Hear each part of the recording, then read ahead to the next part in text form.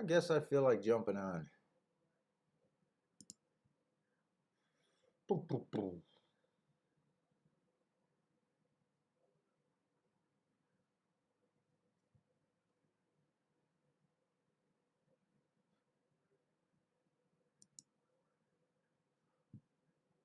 Am I on right now?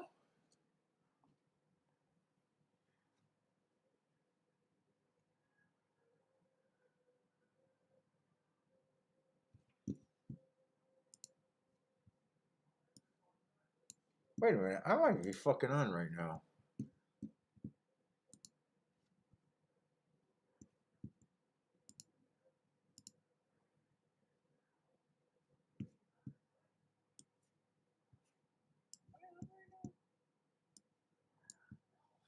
Dun, dun, dun.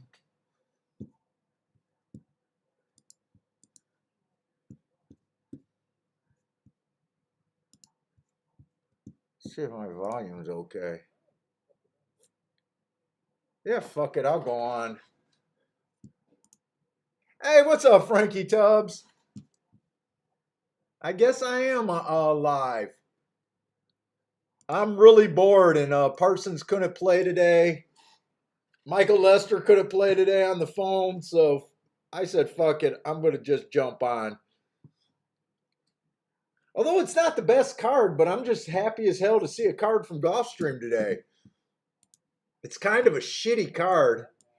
Hopefully the later races, I just had a small bet on that one horse, just because of the inside of the track, and he looked okay, and I hated the chalk, the full horse. Hey, what's up, Bentley? Whoop, let me turn that off. Yeah, I just miss you guys. Hey, what's up, Metal Alloy? Yeah, I wasn't planning on coming on. I was just really bored. Wanted to talk to myself in a room, I guess.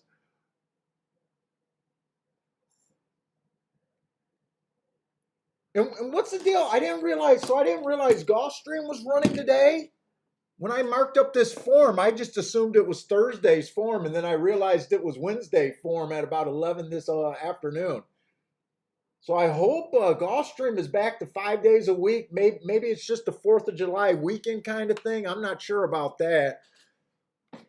But the other thing I noticed, Tampa Bay was running today.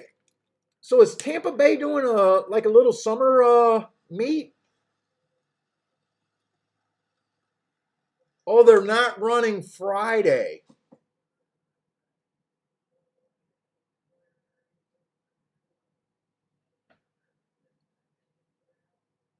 Yeah, and I just realized this is nothing but a 4-horse race right here. Hey, what's up, Marco Lou? So they're not running on Friday. Is that for the rest of the meet, or is that just this Friday with the 4th of July weekend? I think this is 4th of July weekend.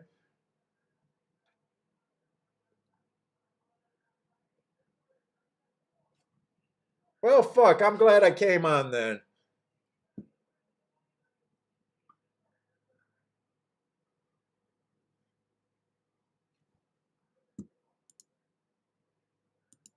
Yeah, I didn't get a real bet down because I wasn't sure. The 6-horse won the first race, but that was a 2-year-old race.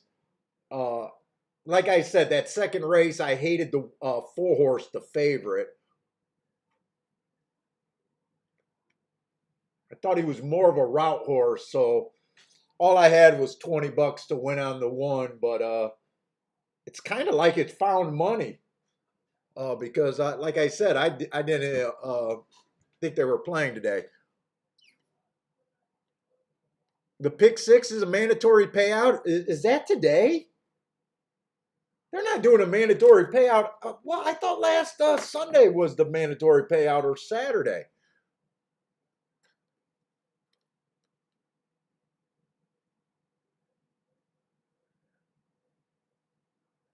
I'm all confused. They can't do changes on me.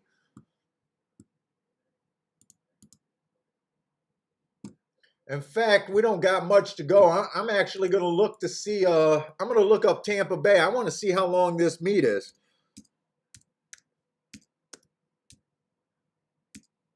I'll be happy to get that Tampa Bay turf back. I know they're not running on the turf today. Oh,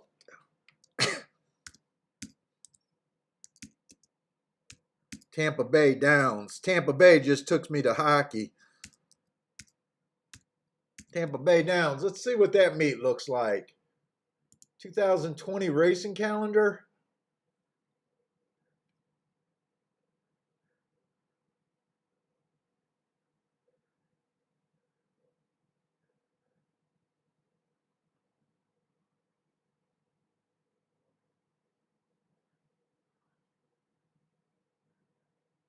Dude, they're not just running today, right?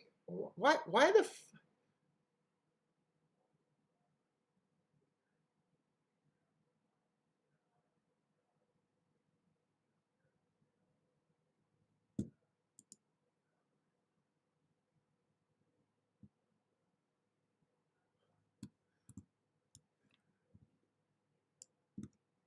This is a Tampa Bay racing calendar this year.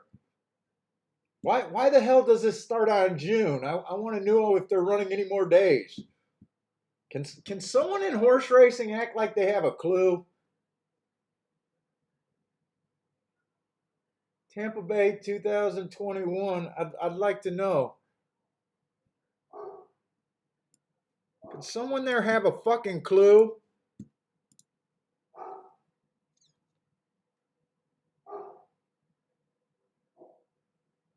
Mark Lou, are they just running today and tomorrow and that's it? That's all for the meet? That's fucking shit if that's it.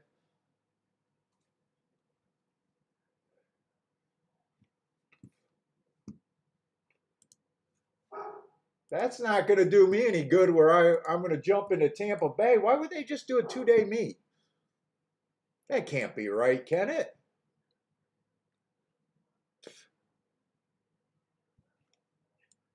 I even went and got a cigar this morning.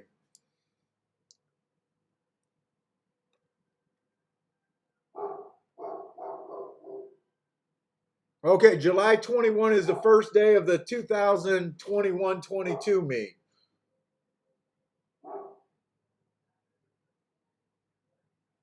Well, Jesus Christ, why wouldn't they put that on their website so idiots like me would have an idea when to come to the track? Don't they believe people look up this shit to find out?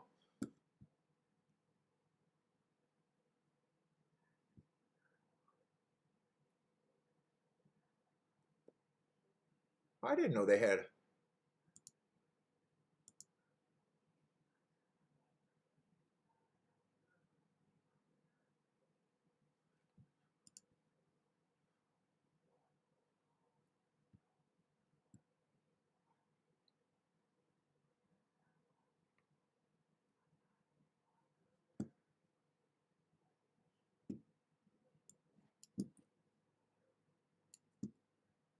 Tampa Bay Downs.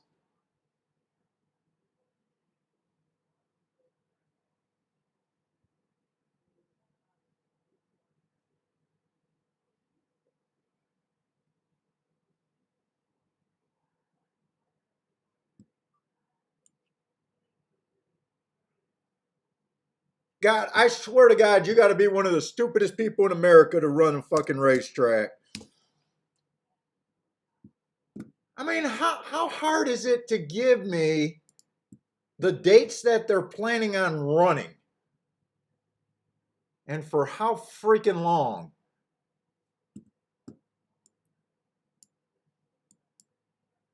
I don't know. Okay, I'm done going down that path. Tampa Bay already annoyed me. Let's see. Marco Lou got a Tampa Bay pick six. I'm going to watch along with your Tampa Bay pick six.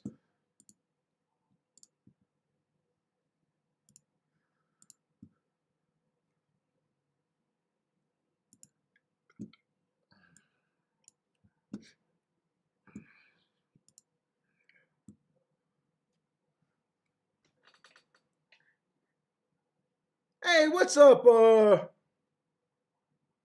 Renato?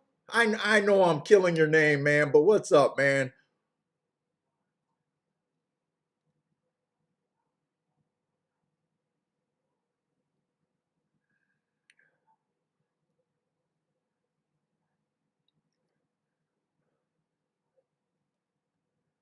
Hey, Marco Lou, is this the start of your pick six in the fourth race, or is it another? Here, let me see. I can figure that out myself.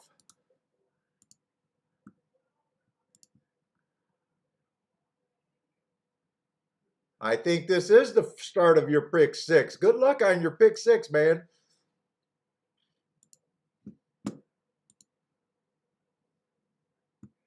Anyone have a good week this last week? I wasn't able to play Saturday. Saturday I had that graduation. My best man, best friend's daughter graduated. So I was there. I wasn't able to play the horses on Saturday. Uh, so all I was able to do was look at my marks and just handicap kind of after, after the races, after the fact, which is always difficult, because you can slant your way to results. But I thought that late pick six was extremely easy to hit up until the last race. I don't think I would have had any problems with the first four races. I had a four horse at 6-1 that probably looked like he was going to be a real bet. Earlier in the sequence, that was I think the biggest price of the sequence. But like I said, I did handicap after the fact. He was a heart triangle horse. Uh, to me, the pick six, it was all if you wanted to play that favorite. The last race of the card was extremely weak. They had a horse a year off. He would have been the hard. He was like 60 cents on the dollar. He would have been the hardest one for me to hit. But other than him, I thought it was extremely hittable. You know what, Marco Lou? I did not have a good last week either last week. It wasn't a terrible last week. It was kind of a struggle for me, and I lost Saturday. Sunday, I can't remember. Oh, I do know what I did Sunday. Sunday, I had a small, insignificant winning day. Basically, because I hit a $20 exacta that paid 16-1 with a big favorite. I think a 4-5 winning the first half of this. Oh no, maybe he did go up to 2-1. But he was a single, so actually, even though it didn't sound that exciting, that was my best bet that day. And I did have a lot of confusion on Sunday about how the track was playing. I survived by the skin of my teeth. So last week was kind of I didn't look at the numbers, but I'm guessing it was a break even kind of week to even maybe even losing a couple bucks.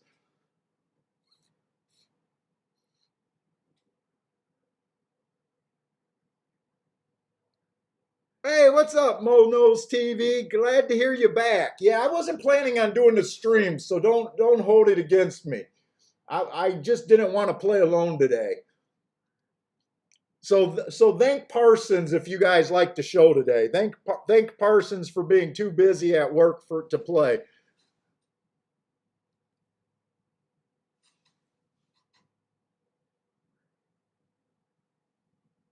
Yeah, if Marco Lou, if you're talking about that last race, it was a year off horse. I probably would have tried to beat him, but I'm just looking at pick these sequences more because you guys freaking got it in my head.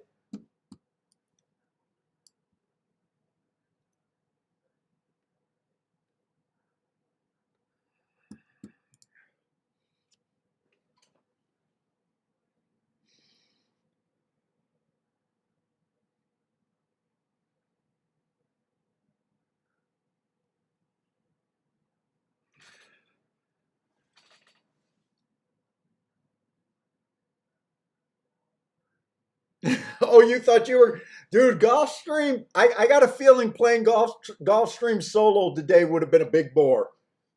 It's probably because there's so many scratches today. It'll probably be a little bit funner on the stream today. Get this one up for Marco Lou. Marco Lou, I think you start off with a nice little shot right here. Marco Lou threw up a small pick six. Looks like he started with the 1 and the 8 here. God, I hope you bet him a little bit too. Hey, what's up, Attila? Attila's here. Let's see. We do have a mile 16th on the dirt. Everything's off the turf today.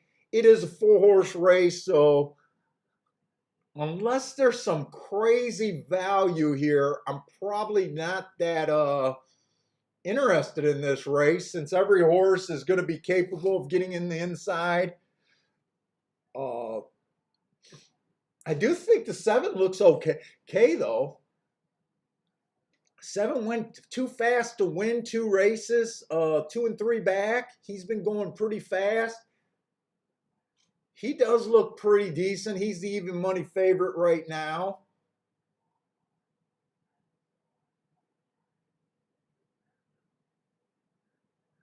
The one looks a little interesting to me, but he's stepping up to against winners for the first time. He ran on a fast pace last race, and 3 and 4 races back, he was putting up some hearts against biases. So he looks like he could be in a pretty good form. He's 4-1, so he's not actually that bad.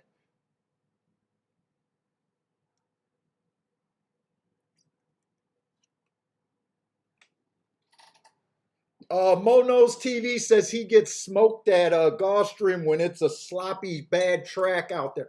You know what? When it first comes sloppy, when it's a lot of water on the ground, I tend to do okay. I tend to suffer at Gulfstream when it starts to actually dry out. So, like tomorrow, if they don't get any more rain and tomorrow it's like dry, sometimes that changes that rail bias. Bill spotted that a few years ago, that every time after it rains is when I get questioning uh, the inside of the track and I tend to struggle a little bit more.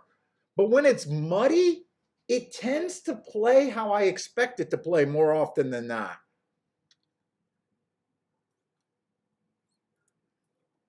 But that's just a general observation, a general rule. Uh, and I know Grandma Horse Racing sent me an email this morning. I don't know if she's in here, but she was asking me if I do anything different on a wet track. Uh, I don't. I handicap the same way, but I watch the races a little bit closer, knowing that the track can change. And I might be quicker to jump, if I think the track's favoring outside or maybe closers or something strange.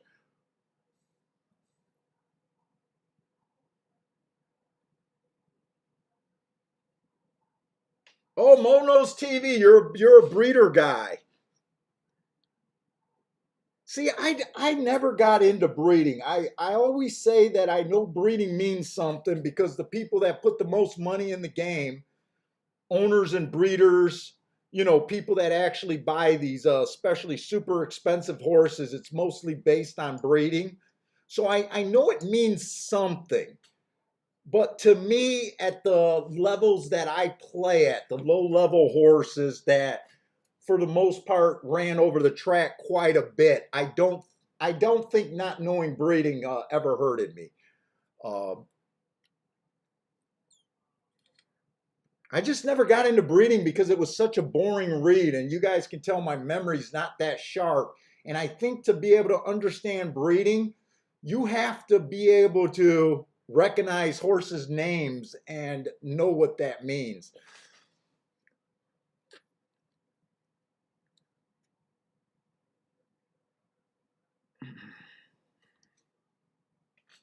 Hey, I think Park's been a big favorable to the inside. And by the way, I know you guys that watched last weekend. I am shocked that I bailed myself out with that exacta Friday after being confused a lot. But a lot of times, when you're playing, you don't realize what the track was doing, and I was having confusion about it. Jesus Christ, there was no need to be confused. Posts 1 through 3 still won 50% of the races on the sprint, 9 out of 18, 39% from 4 through 6, and only 2 from 7 on out, which I always tend to fade 7 on out. Closers only won 11% of the time, which I fade. And it was just a speed stalker track, kind of inside the middle of the track. Shouldn't have had any problems, really. I don't know why I was so confused last week. And then the dirt routes, 75% were won from posts 1 through 3. Out of 12 races, 9 of them was won from posts 1 through 3. So I don't even understand how I had any confusion that week. And they only ran 1 turf race. So it wasn't like, I had all dirt racing for the most part, minus 1 turf race. And I can't believe I struggled. Usually when I see that 50% and 75 cents, I almost take it for granted that I should have had a huge week. And the honest truth is I struggled last week.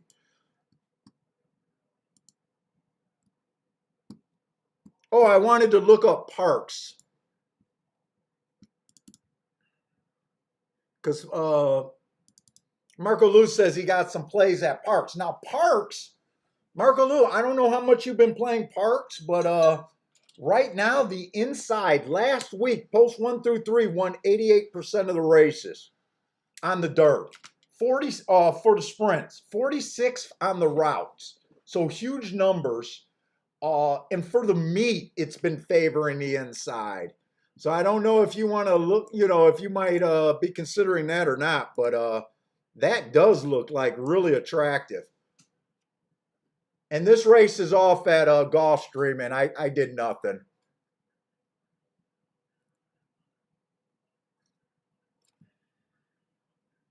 And the 2 horse, I think I kept calling him the 1 horse, but the 2 horse was the horse that I might have been that I was talking about that had really good marks that looked like he offered a little bit of value.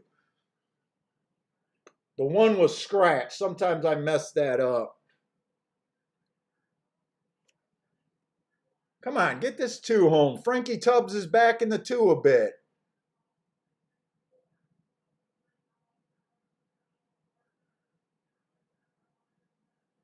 Don't let the 3 come up the inside. You got to protect that.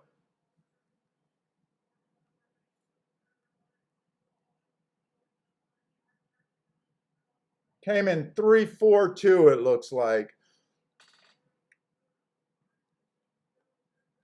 Although 3 did get that inside trip. 24, 46, and 3 at the half. That 46 and 3 looks pretty solid to me.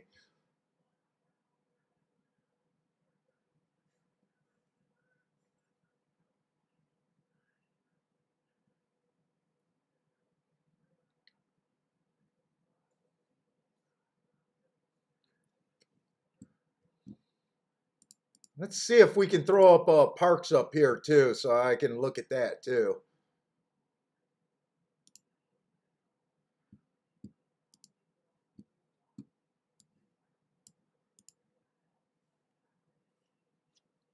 Oh, they got a 1-5 in that race though. On the inside.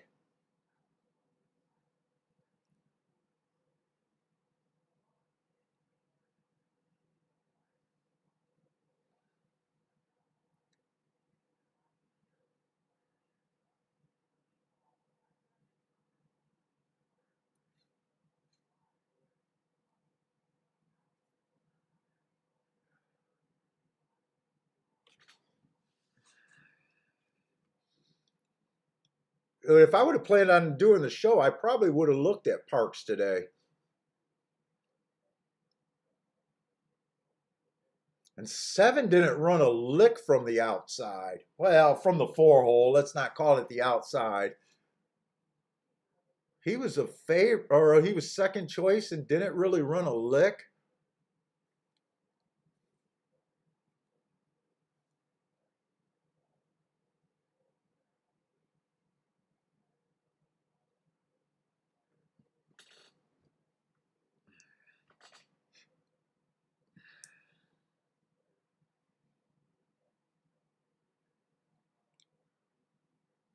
Hey, what's up, coach?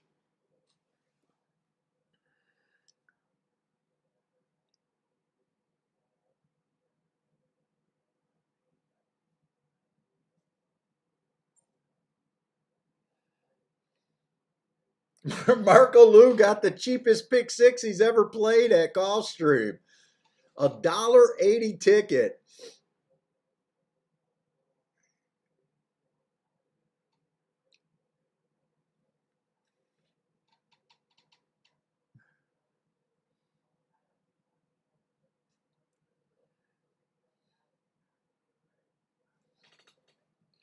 Frankie, no, you know what? I have not seen a single race at Woodbine. I am looking at the result charts. I am tracking it. My first thought, I haven't actually did the bias report, but I got to do the charts first, and then I put them in my bias report.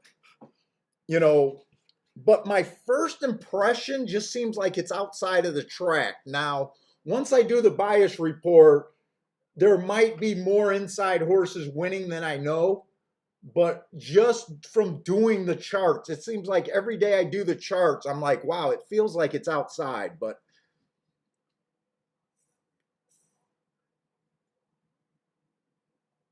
Emma Jane is on fire. He got a nice 20 cent pick three that paid, wow, $300 on a 20 cent pick three. God, I'd have to say that's some fire handicapping right there. 20 cent pick three that pays $300. Nice.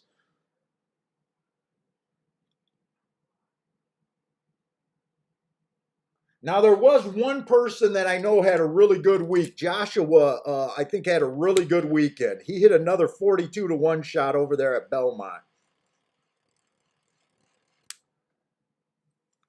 I think he hit that on Sunday. I think he said he hit the exacta and the try.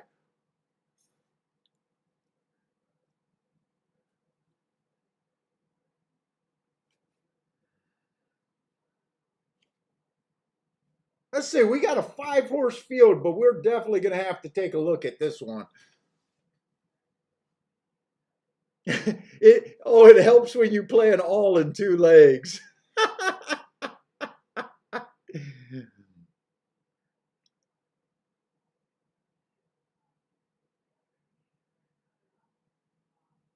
2 horses all to the one. Nice.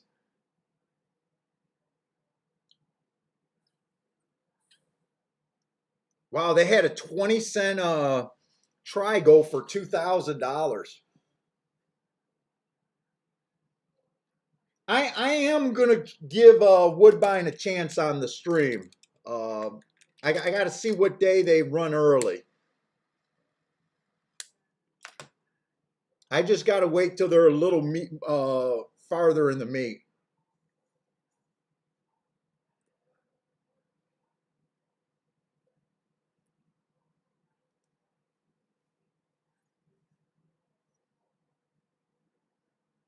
Let's see, we got 22 minutes. We got a lot of time. Let's see, there's a pick 5, pick 3 starting here. I have not got the scratches. Maybe I should get the scratches and see if we want to look at some stuff.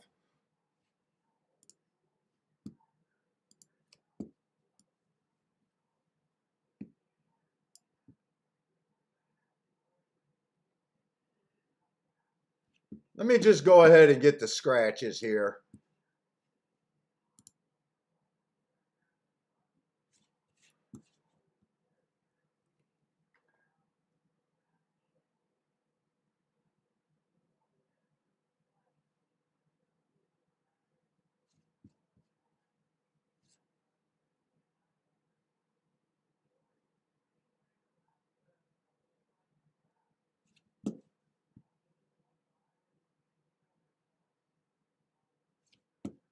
Would be nice if I was at the right track.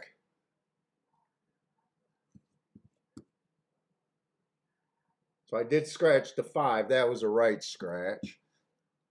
Let's see, 5th race. The 1 through 4 is all scratched.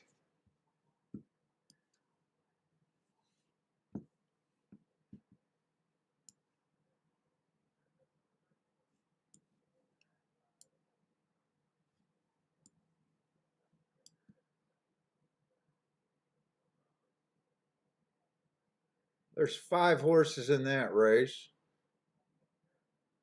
Still.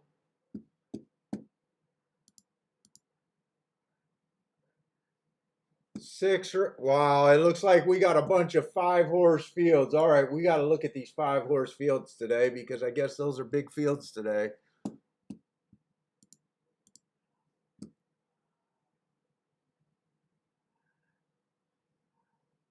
Seventh race is the best race of the day with 8 horses.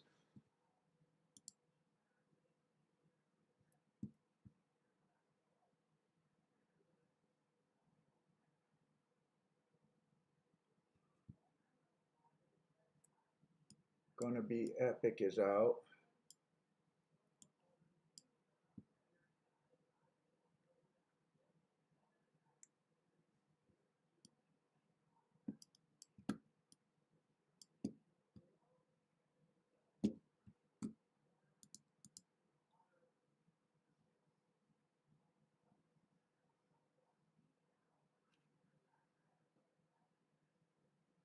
Is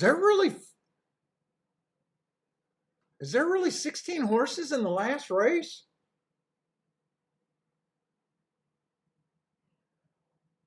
Oh shit. Wait a minute. Wait a minute. Wait a minute. What am I looking at?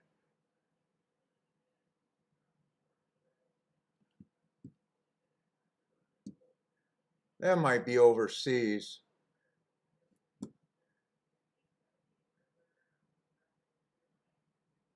There is no 9th race. Okay. So they only have 8 races today. I was going to say, they don't have 16 horses in a field ever. All right. I guess that does make sense.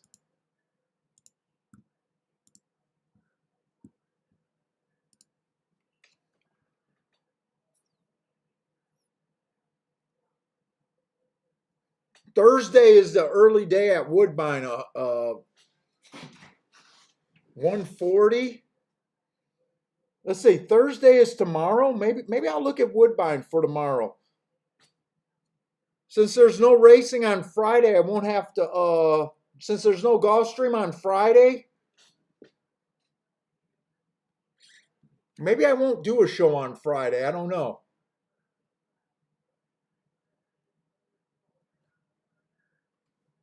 Maybe I'll try to handicap Wednesday. Hey, what's up, DC?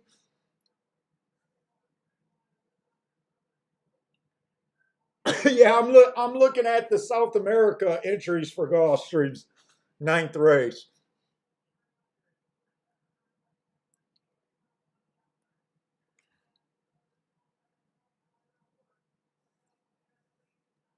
Let's see. Let's start looking at this race, though. Maybe we can look at some pick threes or something a little bit different today.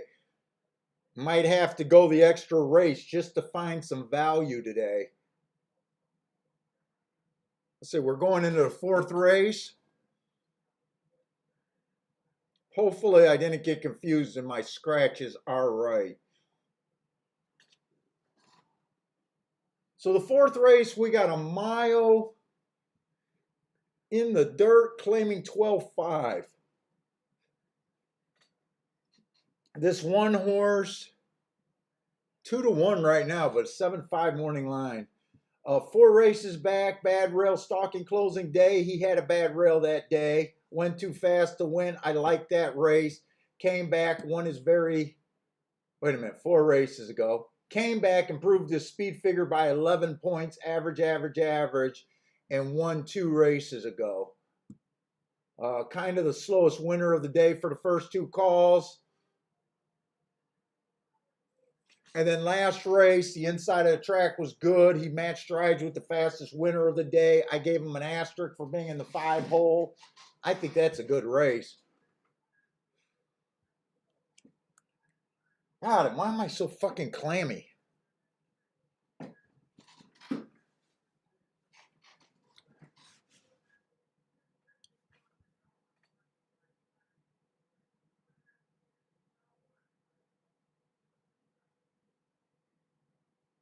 Let's see, the 2-horse, 4 races ago, bad rail. That's why I gave him an asterisk. Still was fast that day, came back, speed favoring track, just missed. Right running style, just got nosed out at the wire. Here's another horse in really good freaking form. 12-1 on him, huh?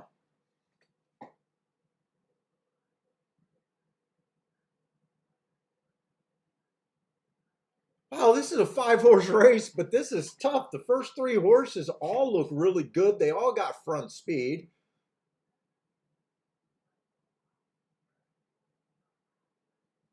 This horse ran in a starter allowance 16,000. I'm going to look that race up. I just want to see what the type of horses he was running against in that race. On May 21st.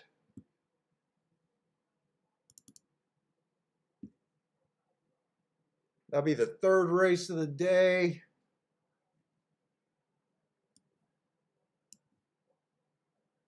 That Woodbine horse was just a 15,000.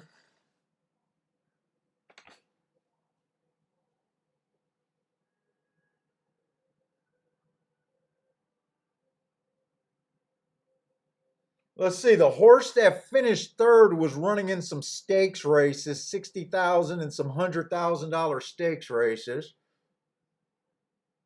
The winner of that race just ran in a 62 optional claiming 62,000, so that race looked like that race came up pretty tough.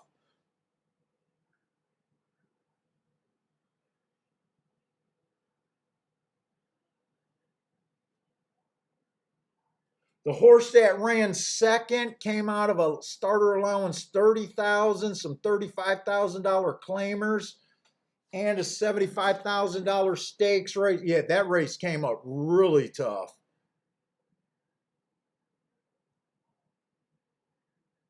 That makes the 3 very interesting here.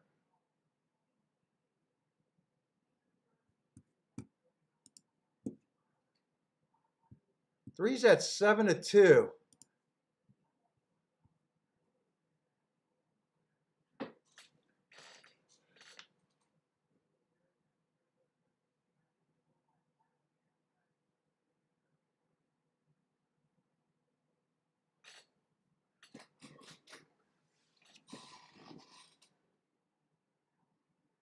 Wow, I don't even think this 4 is a complete throwout. 4 races ago, stalker closer trip, or stalking closing day, that was a $50,000 non-winners of 2. That should be better than this race. Then he goes to 35,000 non-winners of 2. Stalking closing day where the inside was good. I gave him a asterisk that day. Why did I give him an asterisk that day? Oh, because the inside was good and he had the 11 hole. He drops all the way to 6,000 and runs away with it, but this is not a $6,000 horse. And then last race, he was in a $20,000 race, won that race. While earning, this is a tough race.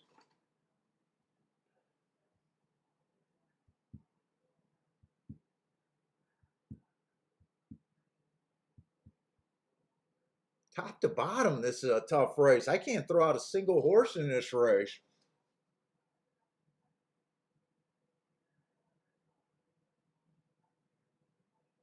Huh.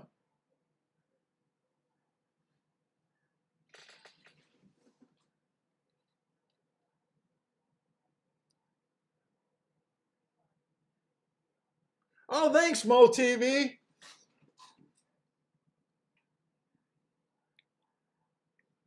I just wish I had enough time to add some cool shit like cool stuff.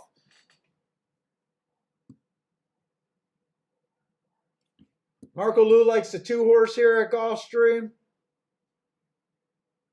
I honestly think any horse in this race can win this race. That's a tough race. Let me look ahead.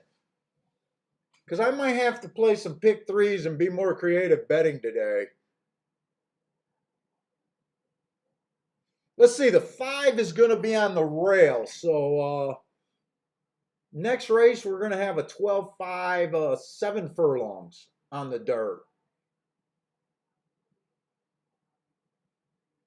The 5 is a main track only horse.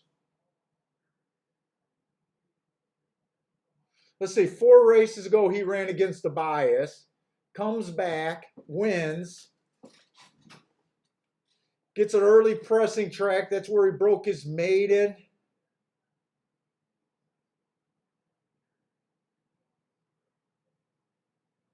Dude, other than him being a main track only horse, I don't understand why he's supposed to be 6-5.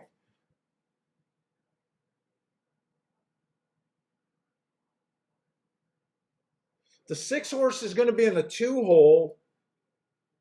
I don't like the fact that I got 2 races that I can't look up, but I do love his last race where the rail was bad and he went too fast to win at 20,000. I like that race.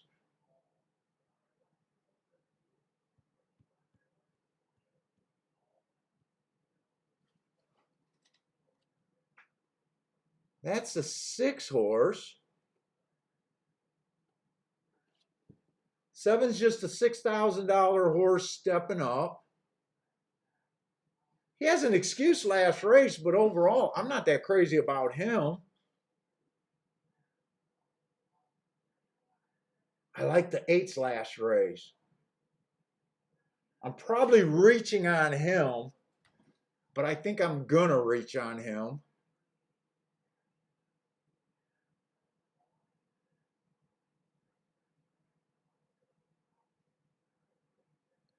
Well, I think I want to use the 8 and the 6 next race, mostly.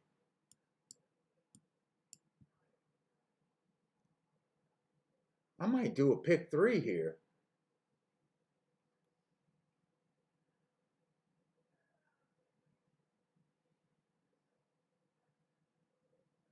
All right, Mo. I played with some of the graphics. I'm definitely interested in that.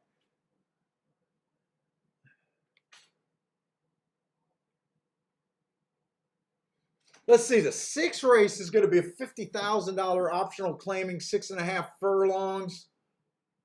If I do a pick 3, I won't have time to know if it's really inside or outside. 3 definitely looks interesting.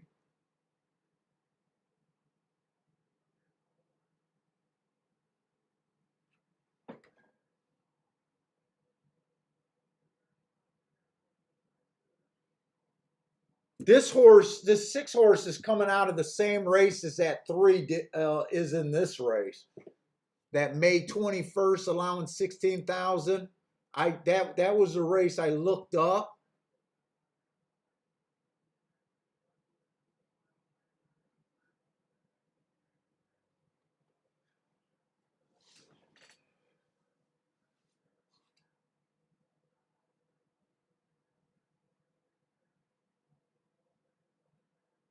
Let's see, Frankie Tubbs looks like he's going to get his 4 here.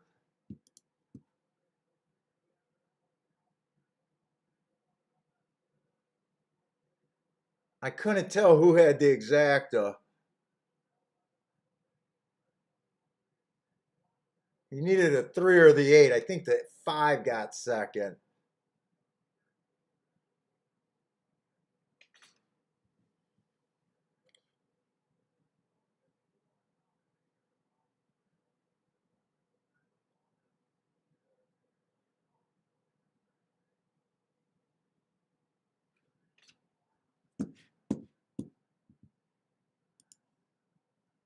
And you know what? I want to bring my Twin Spires up on that different browser, by the way. That other browser works.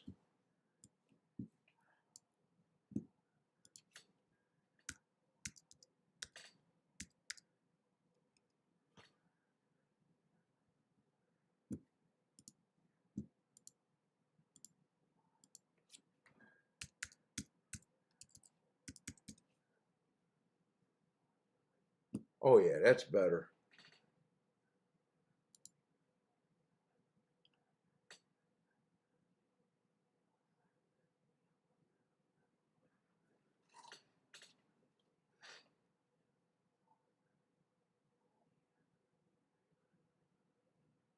Let's see. You got to beat the 1 to the horses in the next race.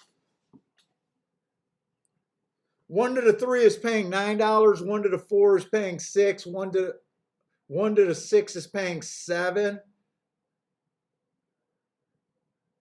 Is that only a 4-horse race? Why do I think that's a 5-horse race there? 5th race, we got 1, 2.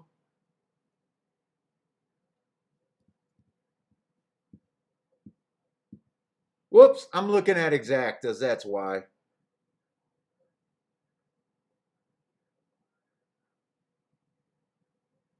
Scratch all of those. You still got to beat the 1 here. 1 and 3. They're playing 1 to the 5, 3 to the 5, and 6.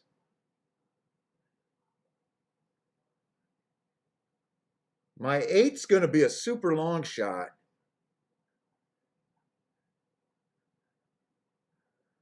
You can play an all to the 8 as long as the 8 wins next race. The lowest one is paying 66 to 1.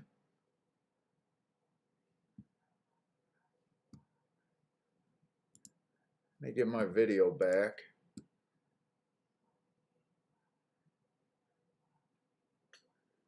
I might do an all to the 8. I probably will do an all to the 8 and then narrow it down a little bit.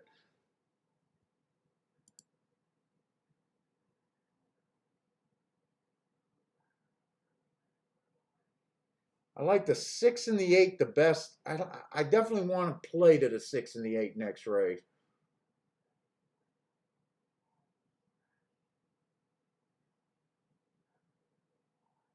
I don't care for that 5-horse, really. I think the 5-horse can win. I just don't care for him.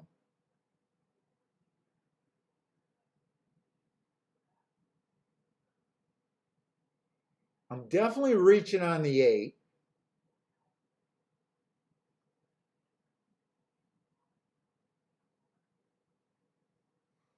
I'm definitely reaching on the 8.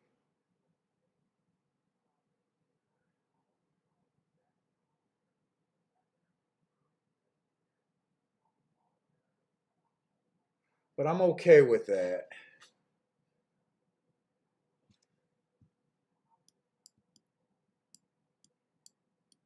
I'm probably going to do an all to the 8.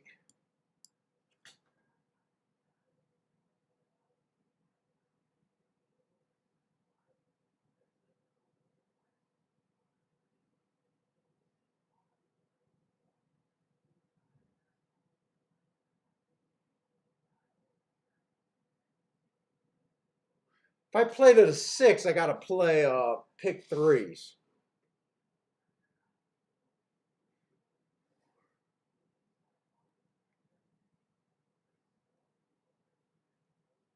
If I play to the 6, I got to play pick 3s.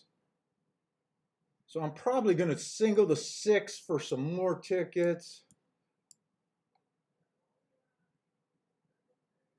That'd be the 4th, 5th, and 6th race.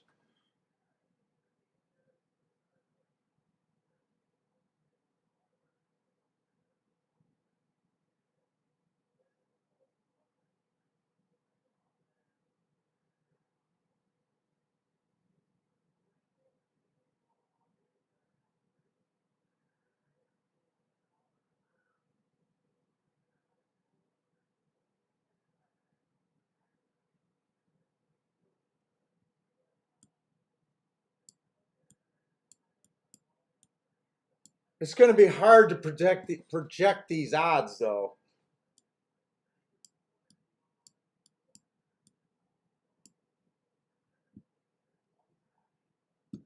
Let's see where I'm at. Attila taking a 1-2 exacta box.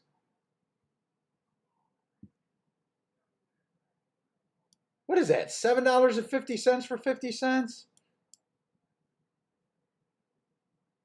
5 times 3 is 15, $7.50.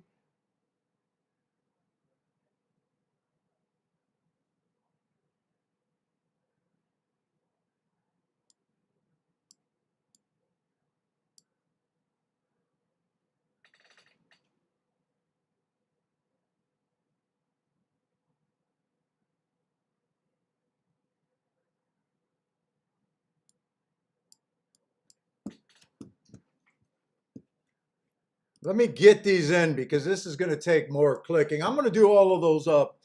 Pick threes and that double.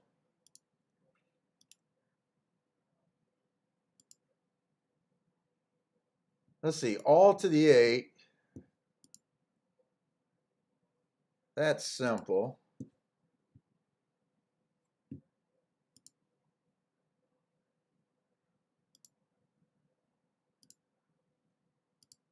All to the 6, 8.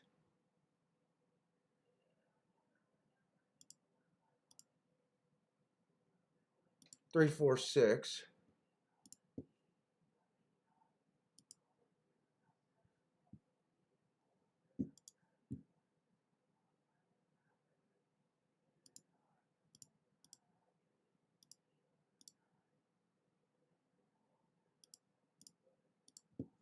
Get that. Do I want to do anything else here?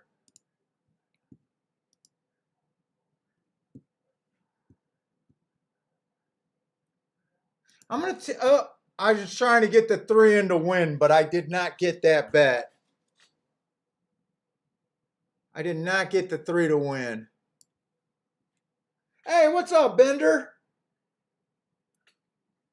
Bender, did you play in that tournament at Sam Houston?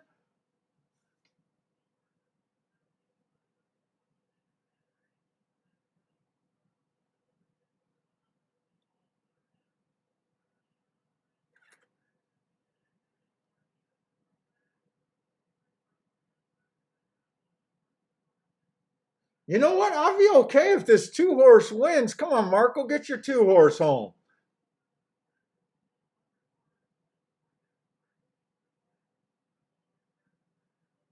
I'll be happy if he can win. I'll be on a monster double. And I'll have a single for the pick 3.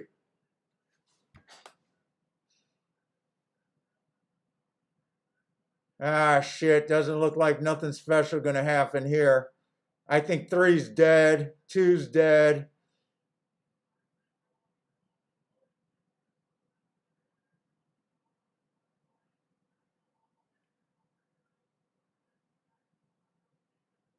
Six, 1, 6, 1, 3.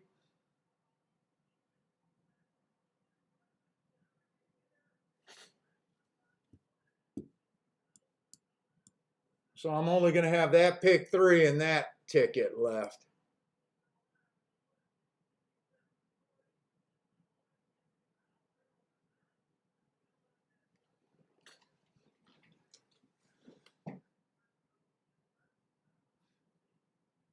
Oh, Bender, options trader's been hurting you or been taking up your horse racing time.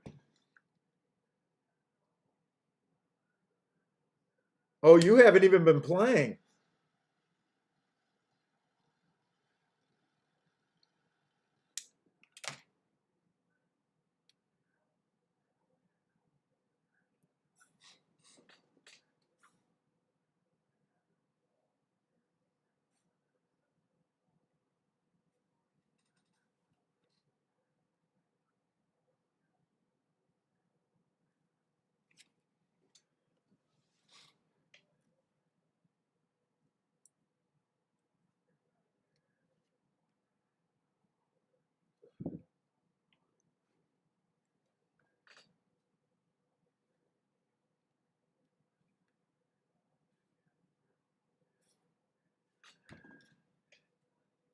Let's see. Could this track be favoring on the outside?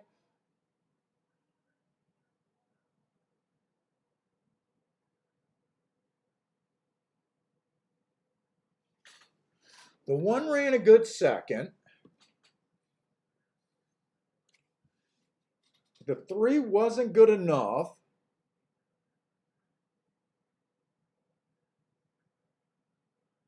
I thought the 2 could only win if everything went right in his direction, meaning he got the lead and just kept running.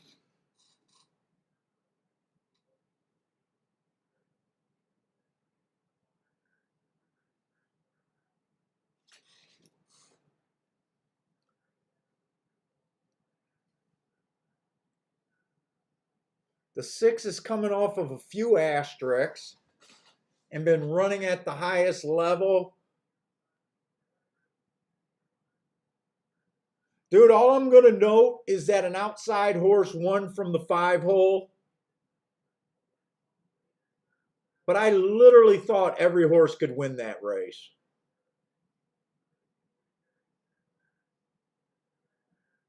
I thought the 2 probably had the least chance to win that race. I was most excited about the 3.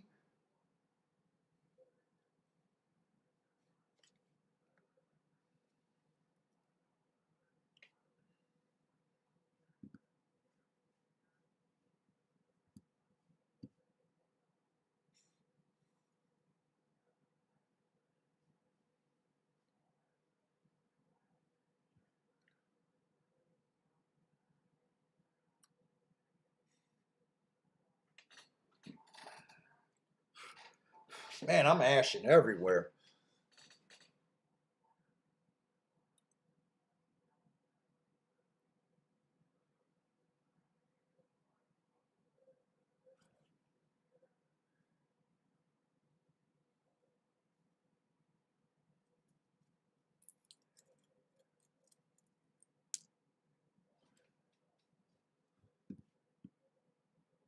And really, in my head, I didn't even think that the 1 would get the lead. I thought the 1 would rate there, which he did.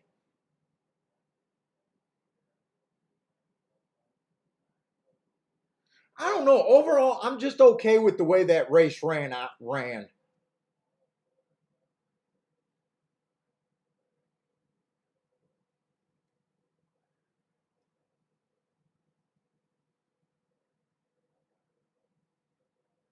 Oh, Bender, you're up 160,000. Nice. I don't know nothing about stocks though.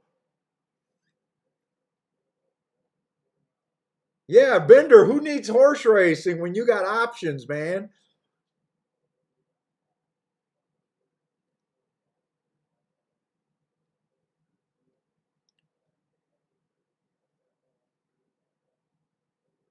Let's see. Attila says the outside is good for sure.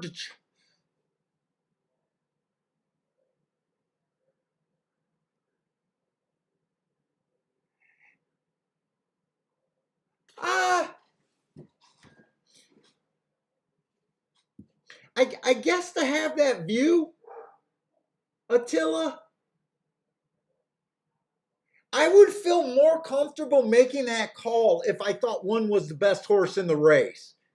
When I was handicapping this race, I did not think, I thought 1 could win and 1 looked okay as the favorite. I definitely thought he had to be reckoned with, but I kind of, I don't know if he,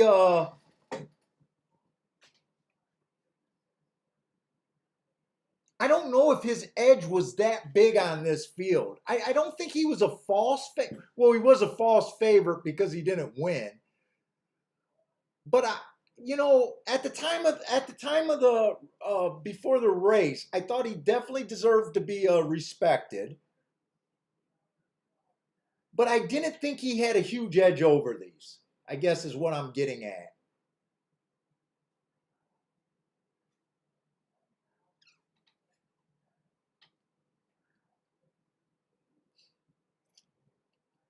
So I guess if you feel like the one was the legit favorite and the rail beat them, I can understand why why you might think that the outside of the track is the better place to be.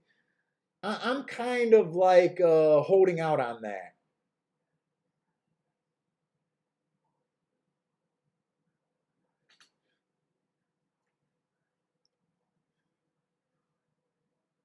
Because the one is really just a $12,000 claimer, in my opinion. Where the six has been competitive at 16,000. He did drop the six, but he's mostly been at 16,000 and a starter allowance 16,000. That because normally I don't like a horse that's been slow, slow, slow, but I seen the excuses and I seen the higher level. I don't know. I'm going to hold out on that. But I can understand trying to make the call early to get ahead of things. Because if you're right,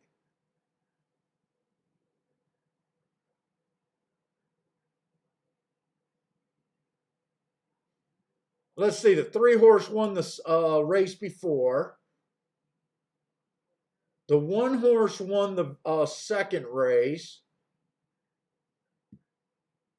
Now the 6 horse did win the first race, but he kind of looked the best on what you could see, and everyone else was pretty much a first time starter.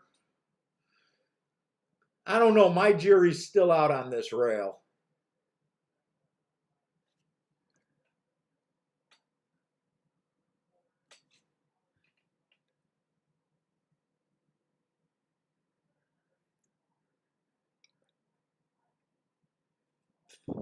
Hey, what's up, Stephen Marshall? And let me grab so I can still look at Tampa Bay. I still want to look at Tampa Bay. I don't have a form there. I just want to watch it in case you guys do bets. And I think I want to watch Parks also.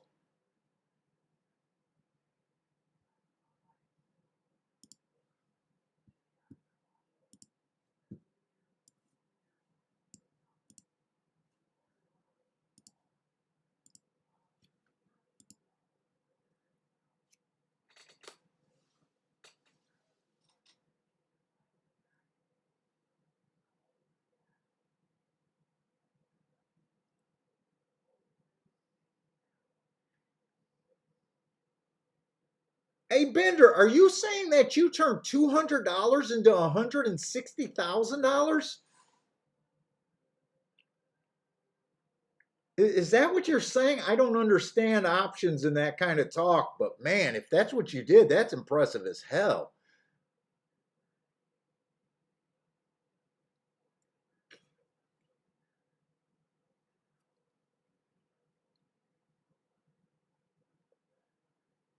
Wow.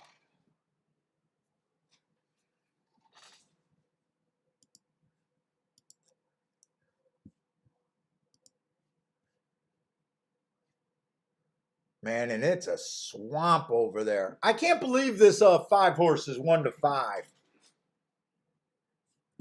at Gulfstream. That's what I can't believe. I know you got to worry about these main track only horse, and he's the only main track only horse in the race. But man, 1-5. Actually, the seven's a dirt horse also. Wow. Yes. Wow. That's moving on up big time, Bender. I wish I could say the same thing for horse racing for me, but I can't.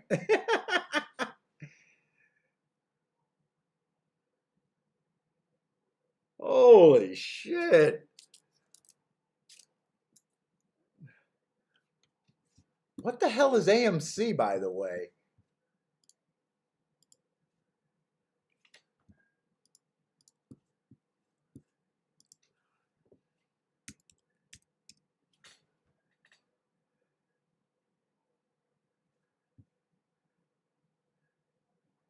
Oh, is that the movie theaters?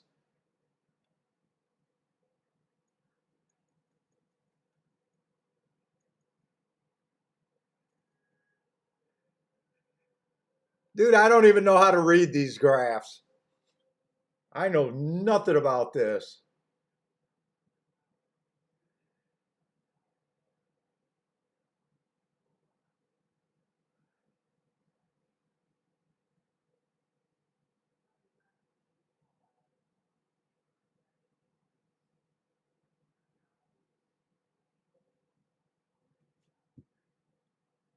Well, congratulations, man. That's nice. Bender says he has no idea what he's doing either.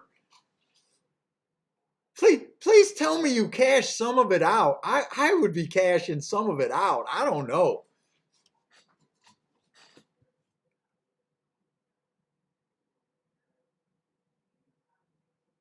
I have no idea what the fuck I'm doing either, Paul. This is ridiculous.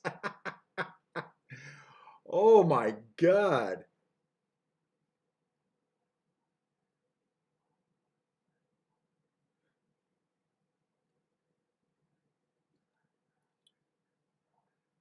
That is unbelievable.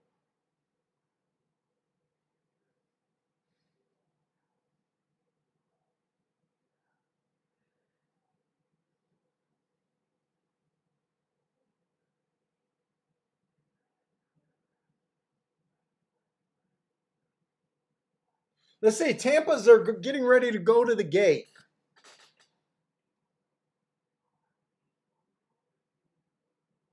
And by the way, what am I alive to here? My double has to be huge.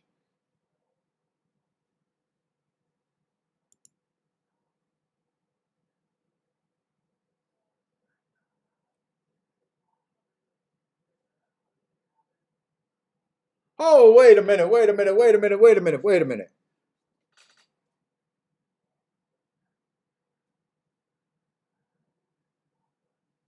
Wait a minute. I'm at the wrong track. I was ready to say there's no way I'm alive to $6,000.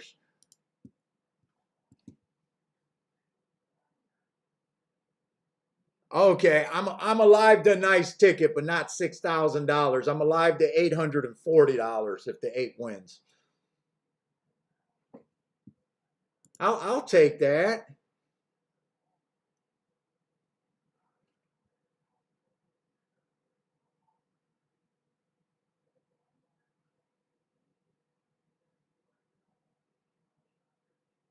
Let's see. Stephen Marshall got a 124 exacta box at Tampa Bay.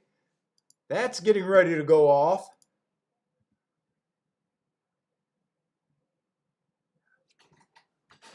Fuck, I'm alive to a nice ticket. I got a $10 double. I'm alive to $840 on a small bet on a $50 play.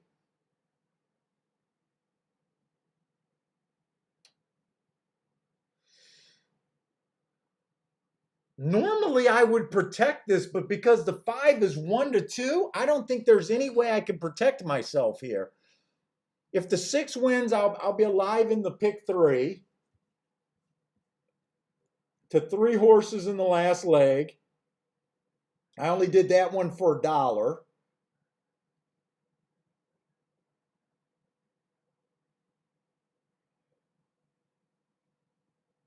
Well, all we gotta do is beat this 5 horse here.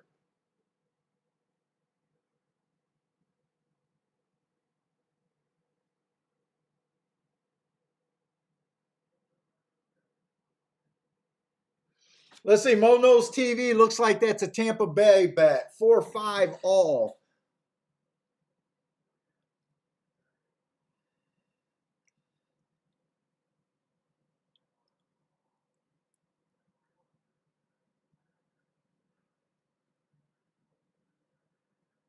Dude, if I turn $200 into 160,000, I'd be eating filet and crab legs for at least the next 6 weeks.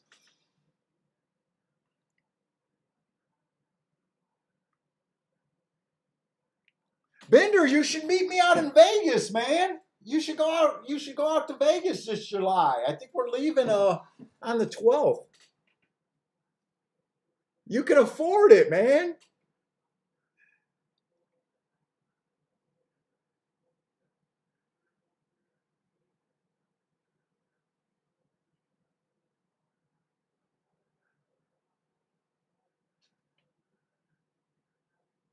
Let's see. Looks like this 6. It's just between the 6 and the 2 here at Tampa Bay, but it looks like the 6 should have this one. 627, I think that came.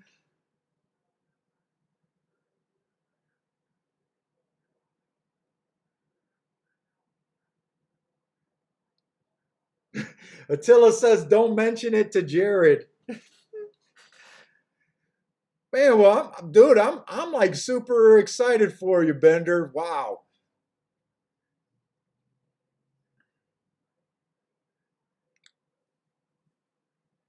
Yeah, we'll be staying at the Paris. We'll be there's another couple coming with their kids. My wife friends are coming. They're going to be at Bellagio. So I'll probably be spending my most of my time between Paris and Bellagio. I'm not sure where I'm going to play at.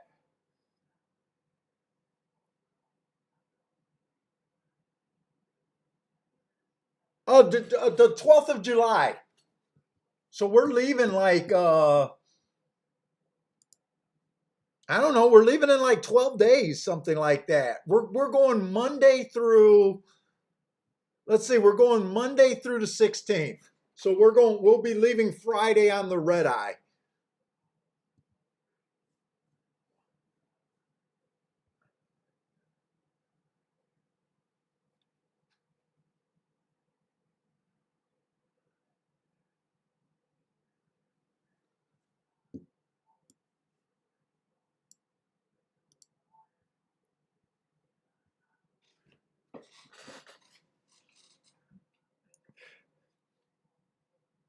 So I think we get there like Monday morning or afternoon, something like that. Hey Bender, were you ever able to cash your I think you said you made a parlay bet or something, or bet on a playoff game or something where you had some football money that was waiting for you at Vegas.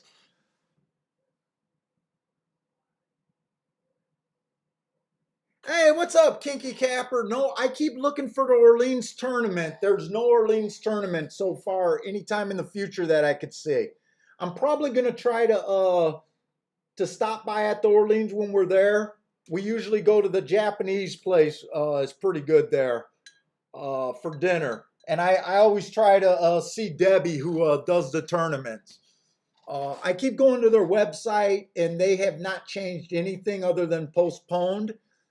Uh, I'll try to ask her directly if she has any news on that front.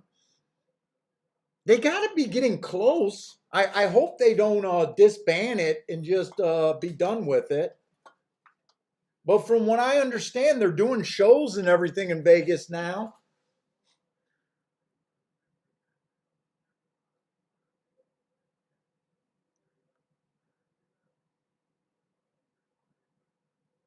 Oh, Jevin says he's driving on his way to CA, but won't leave until the 15th, so he'll miss us.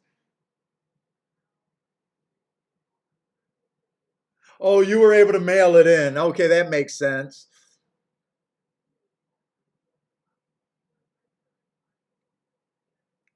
Oh, Kinky, you were one of the guys that bought into that tournament. Yeah, I've been dying for that tournament to come back.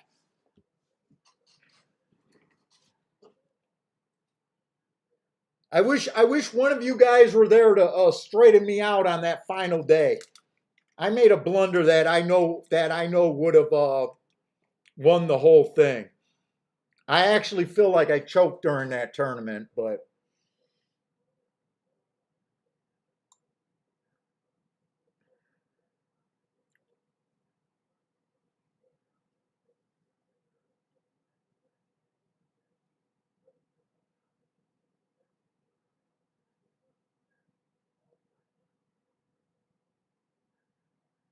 yeah, I definitely want the Orleans to come back with those tournaments again. In my opinion, that's the best tournament that I like the best. So far, no.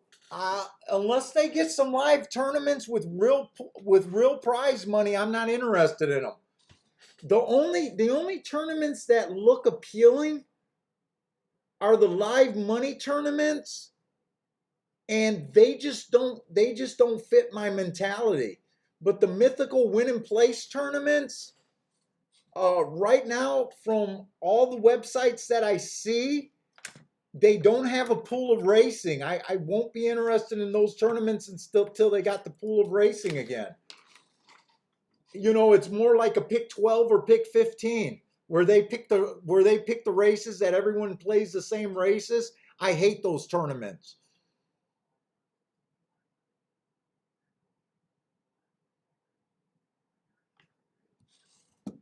There's one in July at Hawthorne. Hawthorne does the live money tournament that doesn't fit my style, but I do go out for that one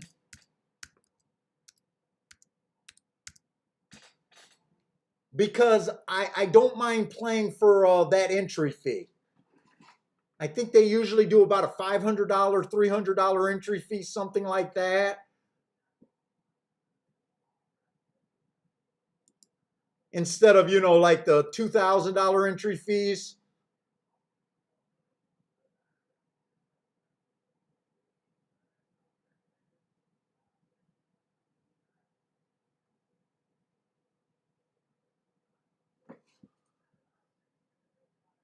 But I thought those were always in November.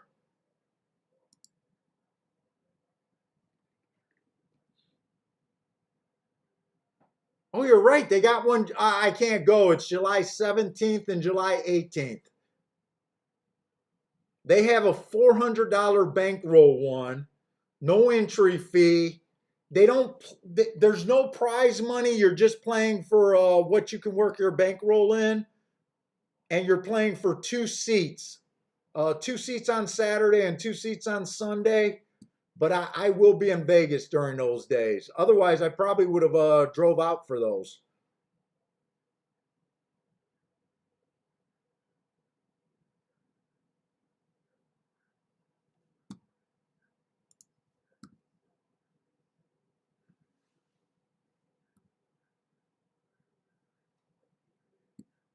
You think they're mostly Del Mar races? When I played the Hawthorne ones before, it was a starting time and an ending time where you could play literally 60 or 70 races, I want to say. But they're always doing new rules, so let me look that up one more time. But I definitely won't be able to go this time.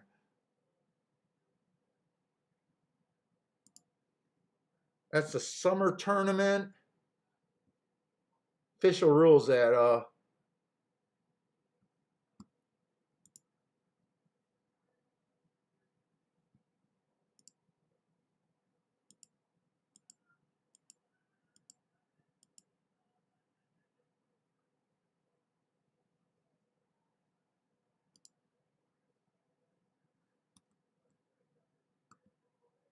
yeah, I don't see the rules for that one.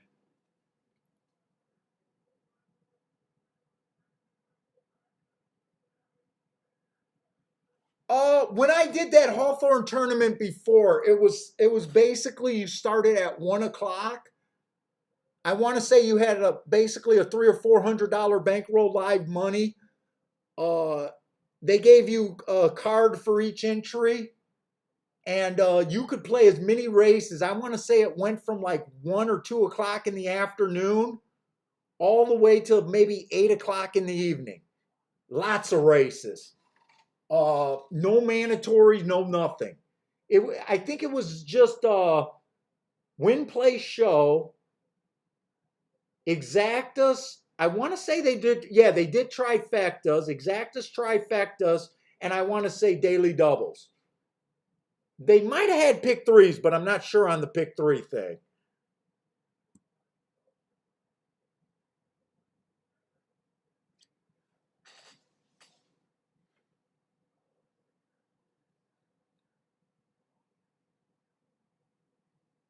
That was a fun tournament and worth doing. Uh, Back in the day, they used to offer prize money with that, but now it's just for seats. I mean, I'd love to qualify for the NHC again. I would that I always say that's the only time I'm jealous of other horse players. Every year where they do the NHC and I'm not qualified. Uh, but the reason I'm not qualified is they didn't change the they changed the format. They just went out to all internet tournaments for the most part. I would love to play that new format too, where they play for 2 days, then narrow it down. Yeah, I probably would play all Churchill or no, all Gulfstream and whatever thing I do. And this Gulfstream, I'm not going to do anything with. I'm alive to the 8. I'm alive to the 6. I'd probably rather the 8 just win here and take $800 because I'd still have to hit another race for the pick 3. Yeah, I even talked to the guy on the phone from Derby War, and I even asked him, uh, "Are you guys ever working on getting a pool of So what I want him to do is to basically have a tournament with a 30 race pool. Let's just say 30 race, or let's just say 3 tracks. You know, maybe it's 27 races or just 3 tracks. Maybe there's just a couple mandatories. I don't have a problem with mandatories. And then half the plays, or maybe are plays that you got to find out of those 27 races. If they ever, and they're not all sit and pray. I hate the sit and prays. When you tell me it's a sit and pray and it's just 12 races and they pick the races, to me it's just a pick 12 ticket. That's all it is.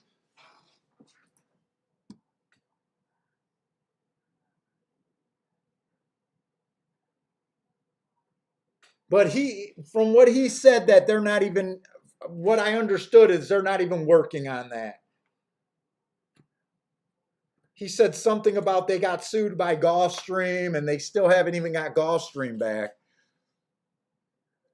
Let's see, Attila taking a 6 to the 5-6 in the daily double, so he's definitely playing. Oh, that's right. 6 is not outside, 6 is on the inside. I thought 8's only chance was to get the lead, but maybe if 8 can just keep second position and just chase here, maybe he'll be able to win this. I'm going to walk. Oh.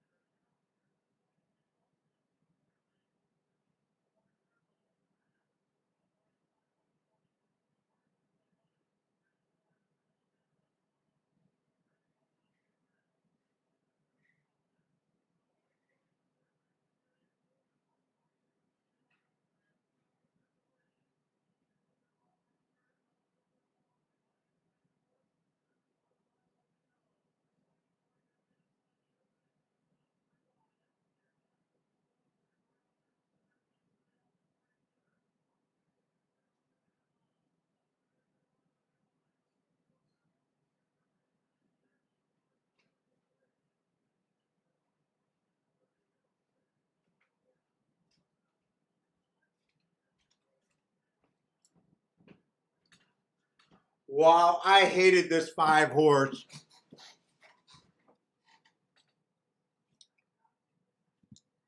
These main track only horses are just dangerous. I did not like this horse.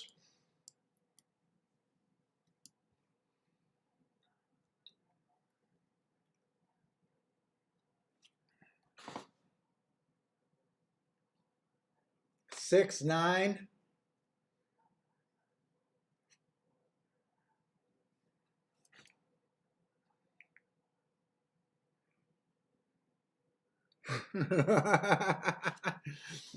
Mo knows TV. There's nothing like starting a pick three with a 1 to 5. Well, at least it was singled. I don't know if you're going to get any kind of a bump, but at least you singled them.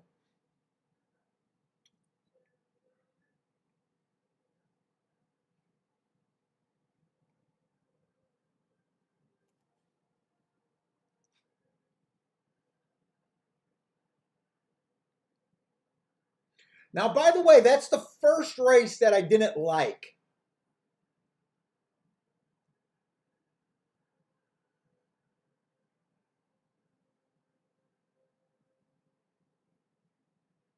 Because I thought the reason I didn't like it is because the 6 had the rail, he had the lead.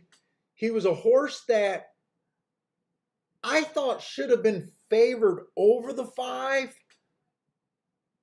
and really over this field.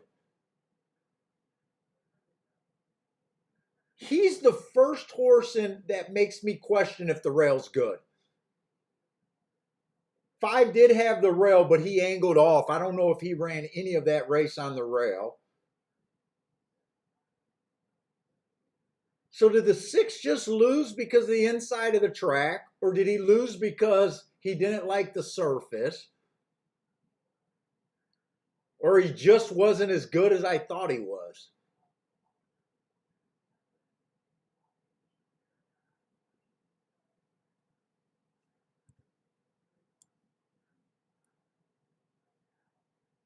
That I don't know.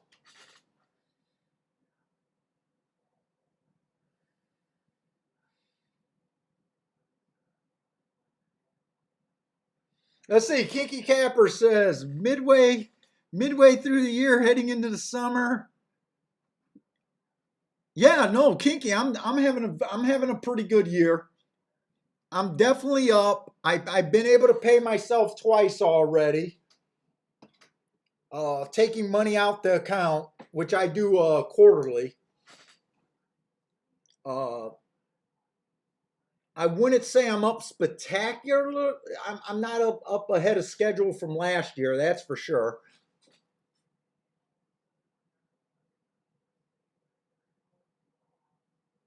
You said you're only down a few hundred for the year. That's definitely not bad. That's better than not bad. If you played all year and you're down only a few $100, that's good handicapping.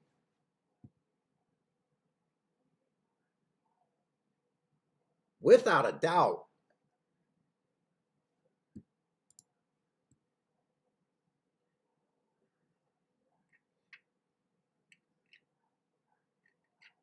Yeah, Mo knows TV. That's why I take out quarterly. Uh, this is stressful. This is extremely stressful. So I just don't do the taking out because every time I take it out and put it in the bank, if you got to go and put it back in, and you're married, though that does it. Sometimes you got to explain things to the wife.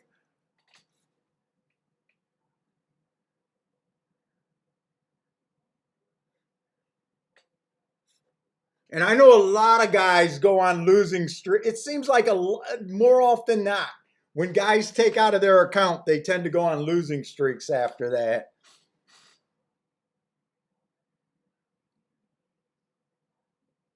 And I'm boring. I don't do anything with my money. So it's not like I go out buying all sorts of fancy toys or anything. It's just a tool. It's just a tool for the basics.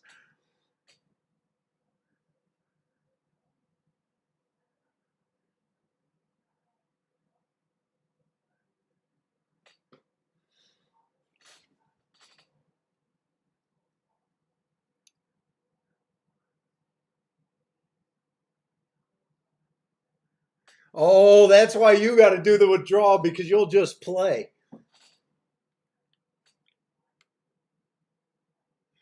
Actually, it was harder when I used to go to a track all the time. My daily losses were higher when I went to the track all the time. My track is about half an hour, 40-minute drive from here. Probably a half an hour, 40-minute drive from here. Like on Saturday and Sunday, when I'm having a bad day and I'm disinterested, it's so easy to turn it off or just talk on Skype to like Parsons and not play the races. I actually it got easier for me to sit out playing from home. But when I'm at the track, for some reason I hate going home, like whatever I have, you want to play, you don't want to do that 40-minute drive home feeling like a loser. So it actually got better for me once I uh, started playing from home.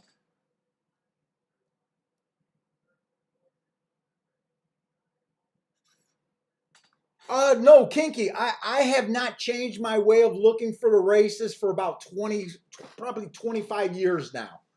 Uh, when it's really bad, like everyone else, I do get discouraged. I do start wondering what's wrong. But my philosophy is pretty locked in. Uh, you usually, you guys see me when I'm having real bad days and how long I go back after the races. I'm luckily not a player that goes on real long losing streaks. Uh, Part of it is I'm willing to shut down pretty quick when I'm up. That's a big reason probably why I don't go on losing streaks for like super long times.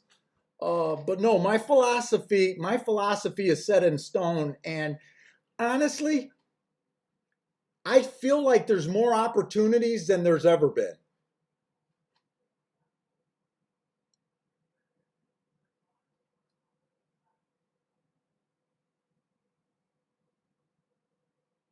Yeah, the play bets are always what's going to get you in more trouble than not. Just look at the two shows last week. You know, Playing those play bets did me no favors. They digged me a hole. I had to work my way out of them. I think the one day I played like three or four play bets in a row and got down like a quick $200 on nothing that I really liked and had to dig myself a hole.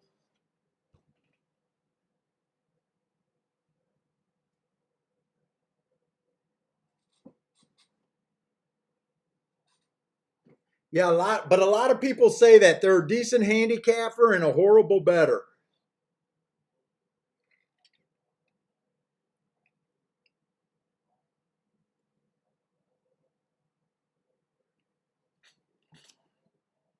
What I found to be really helpful was once I started playing online, going back and looking at your accounts and seeing which bets were profitable and which bets weren't. Like to me, I know I still do a lot of win bets, but win bets for me is just plus or minus 5% every year. It's pretty insignificant. Uh, and when I seen that, I imagine it always was like that. But when I seen it in the hard data from Twin Spires and seeing how much better my perfectas and doubles were, it just made sense. And I used to do more place bets, and I kind of almost eliminated place bets from my play because they're never profitable for me.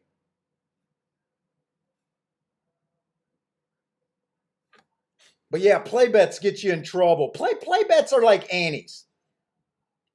There's something you see enough there, but you're hoping to hit them. But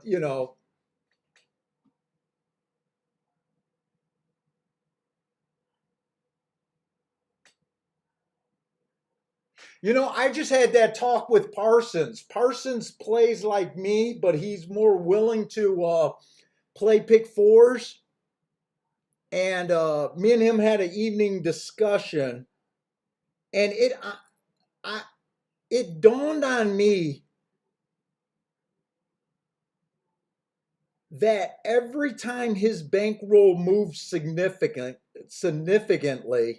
it was on a pick three or pick four bet. And I finally just gave in and said, maybe that's just your temperament where you need to play more of those. And I think he's been playing more of those. Like every time he moved his bankroll by a solid margins, it was all due. I want to say it was mostly due to pick fours, actually.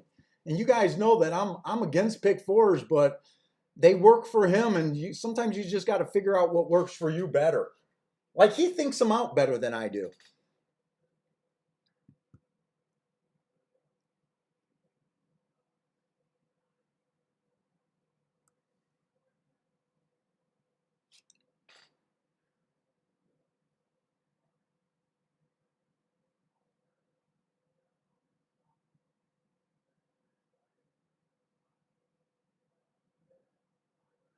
Yeah, I'm really going to have to decide what I think of that 5 horse because I really did not like him last race.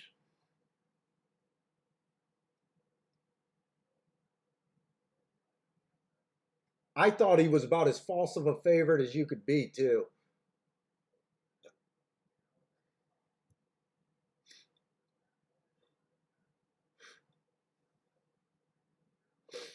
So to me, six either lost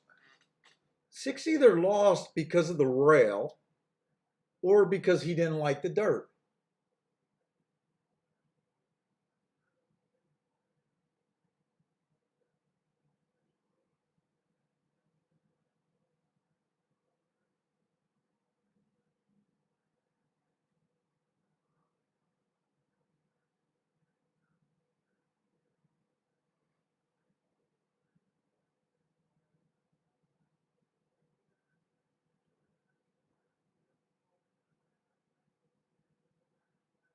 I mean, I'm staring at the horse because I honestly don't like him that much.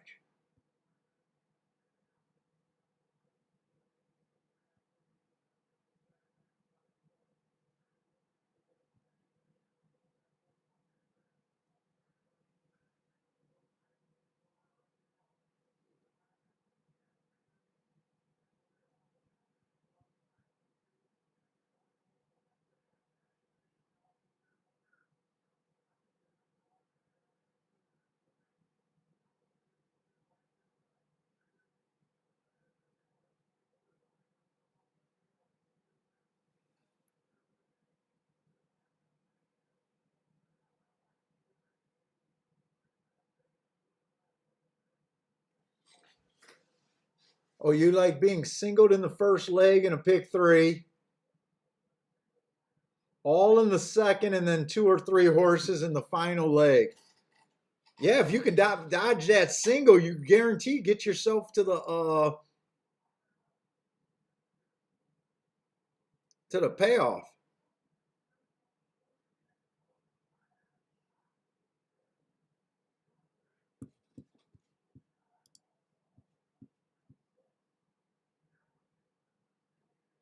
Marco Lou was all over this 6 horse at Tampa Bay, I take it. Frankie Tubbs says, great call.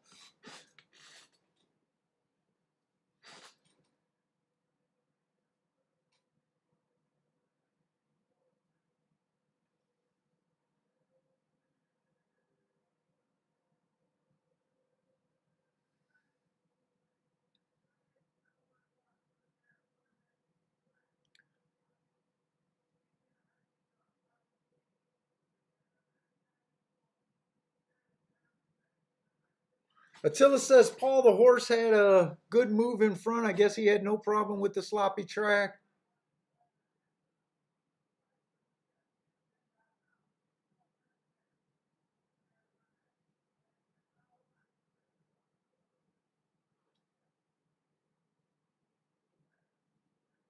Yeah, today does seem like slim pickings here today. Let's see, we got another 2 to 5 in the 6 race.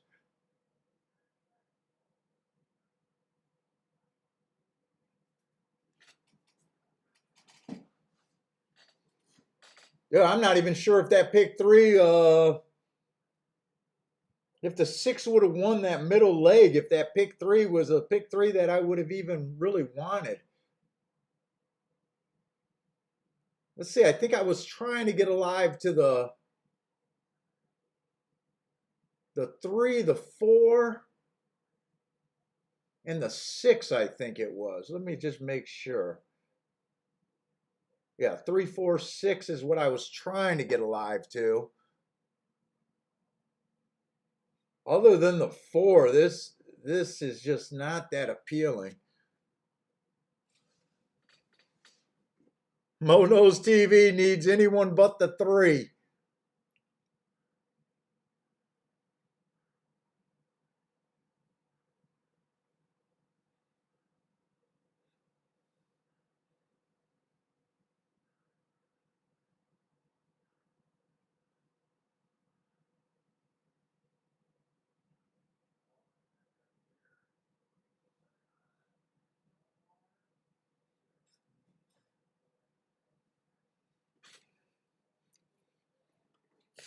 Ugh.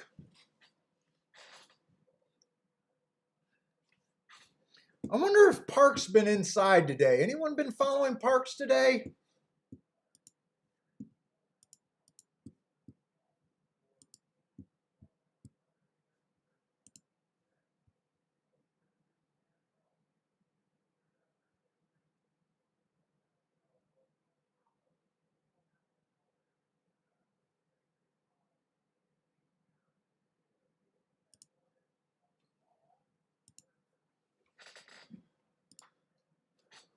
Let's see. The 3 won the 5 won the first horse in the 3 hole at 2 to 1 though.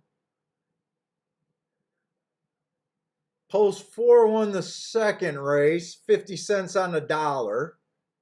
Those aren't looking. The 2 posts won the third race, 20 cents on the dollar. Yeah, these are. Then there was a turf race. That one, wow, that was a nice race. 8 to 1 over 62 to 1.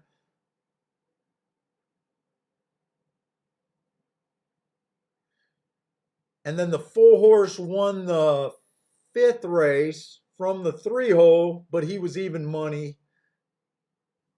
So yeah, the inside has not looked bad at Parks, but the results, the payouts have been terrible.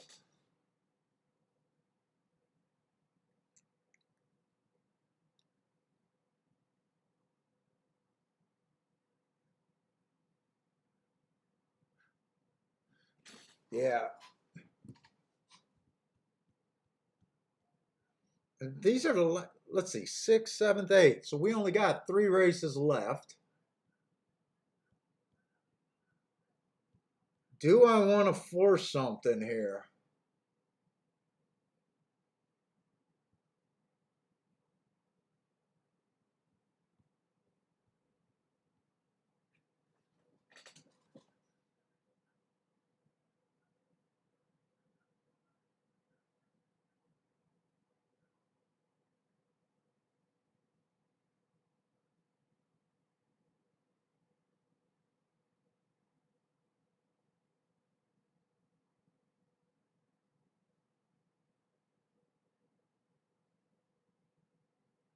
That last race might be a little appealing.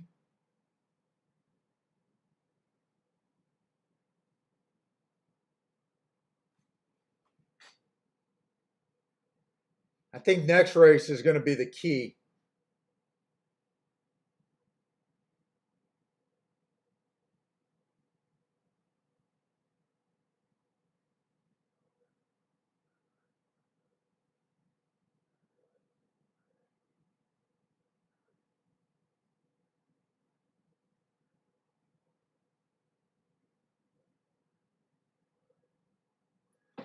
If it's outside, I like the 8 next race.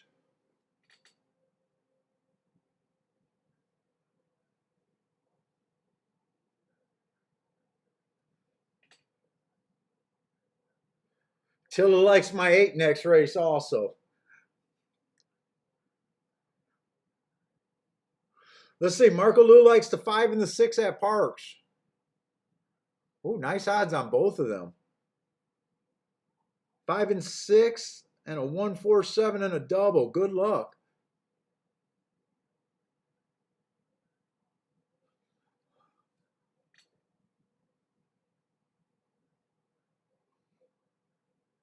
To me, this is the hardest race. I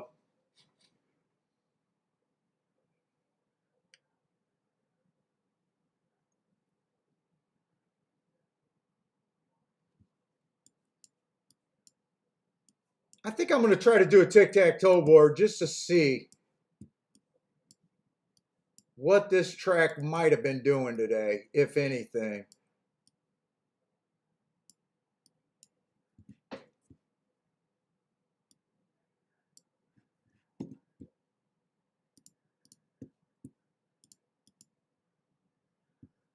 Has anyone went wire to wire today?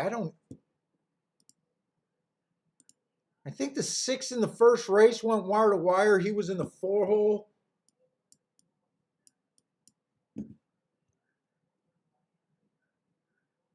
That one horse came off the pace. That was the one I hit.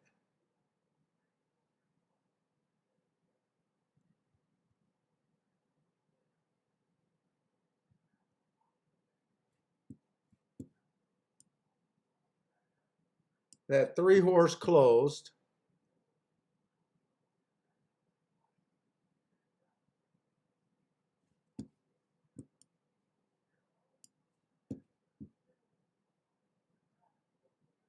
That was a 6 horse.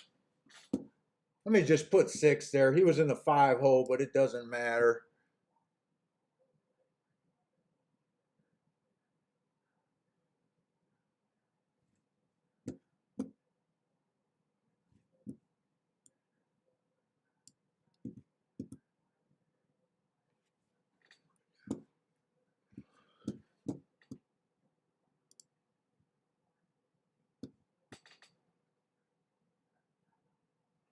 So no one outside the 6 horse 1 or 5 post, actually.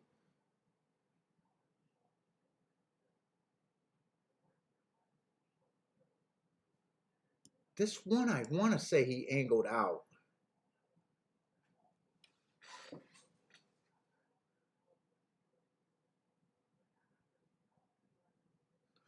Do I want to make an adjustment that the track's not inside?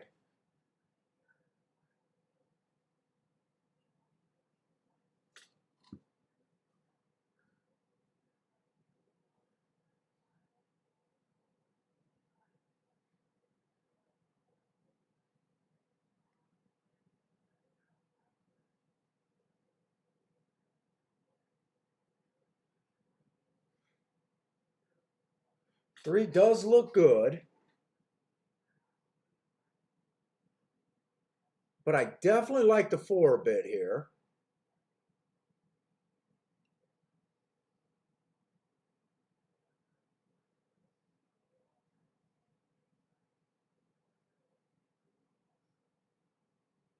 I'm probably going to have to bet this 4 to win. 8 to 1, I definitely think I want that still.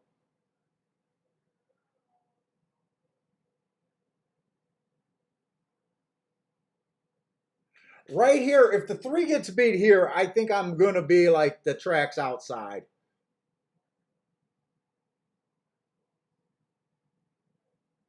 This would be the second horse that I think deserves to be the favorite on the inside that got beat if he gets beat.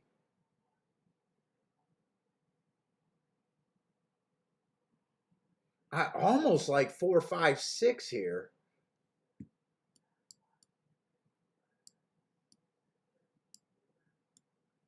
I don't really want to use 3 horses to try to beat this horse. So I think the only bet I'm doing for sure right now, and I'm going in a 7th race right now.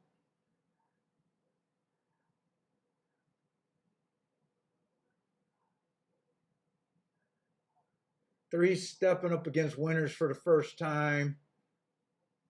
but not a big step up. He's just going to 12. I'm interested in the full horse.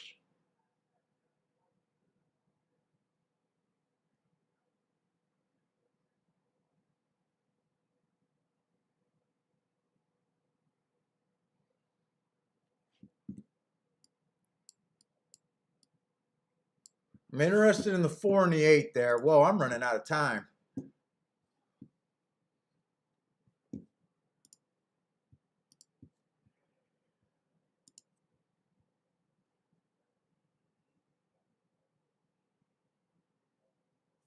What are they playing?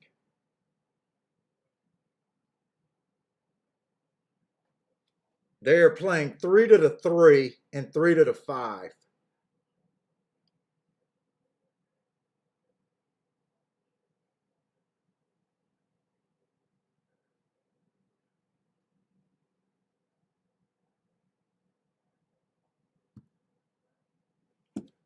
Let me get that win bet on the 4 now, though. I definitely want that bet. I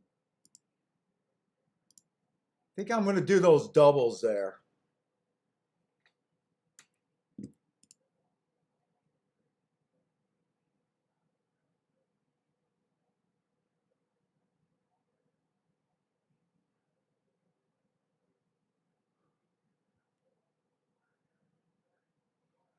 I'm going to keep these bets small. I'm probably just going to do them for 10 bucks instead of 20.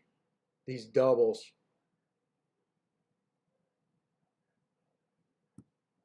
What's the lowest double I got there? 5 to the 4 is paying 22. Everything's paying to the... You know what? I could do those for 10 bucks and that would definitely put me up today. Especially if the 4 wins.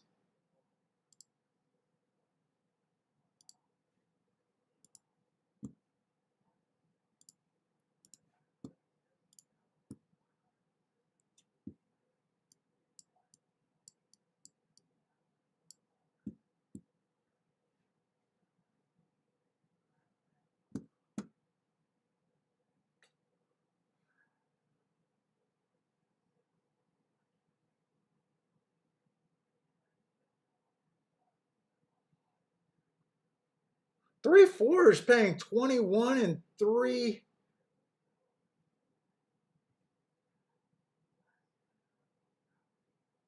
Should I do those for half price or should I just... I'm just going to try to beat them.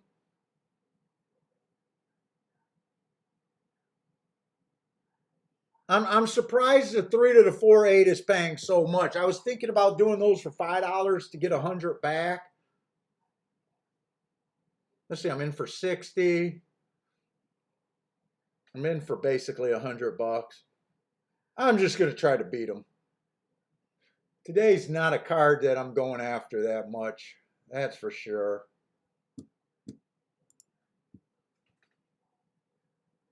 Margot Lou likes the 5.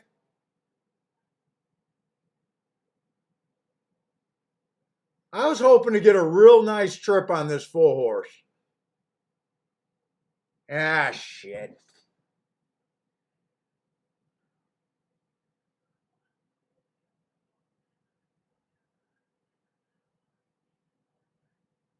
If this 3 gets bad, I'm going to aim my rest of my bets to the outside of the track today, though. I'm pretty sure.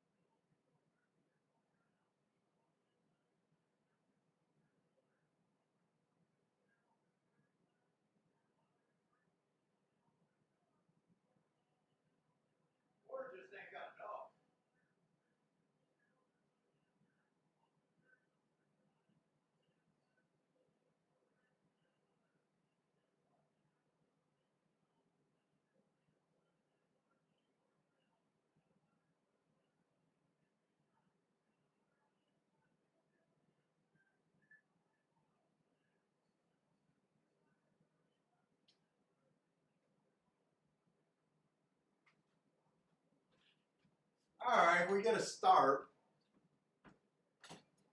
You know what? I think I'm convinced that the outside of the track is the better place to be right now. Nice call, Marco. Marco just had to use one horse.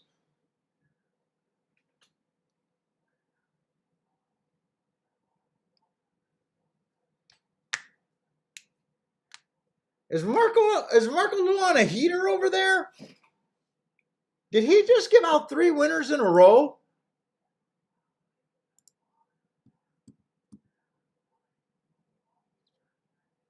I think Marco Lou either gave out 3 horses in a row or 2 horses in a row. I think he was on the 5 here at Gulfstream. I think he was on the 6 at Parks. 15, 14 to 1 winner. Nice job.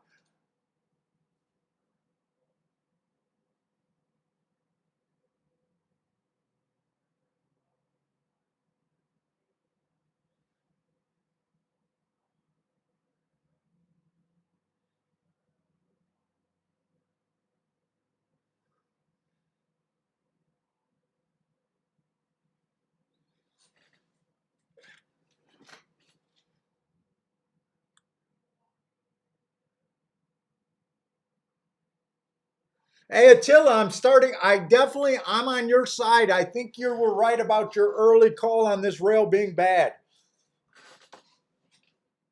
This was a race that kind of convinced me. So we got 2 more races. So I hope there's no more inside winners today. Let's see. Marco Lou got the win wager on his 14 to 1, and now he's alive to the 147. Good luck.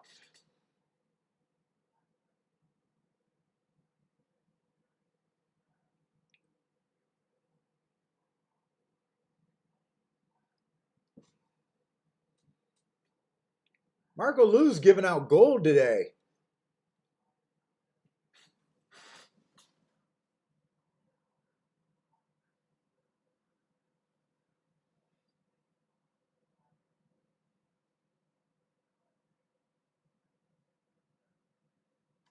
Hey, what's up, Gregory? Yeah, we got a slow day at Gulfstream. But Marco Lou's on fire right now.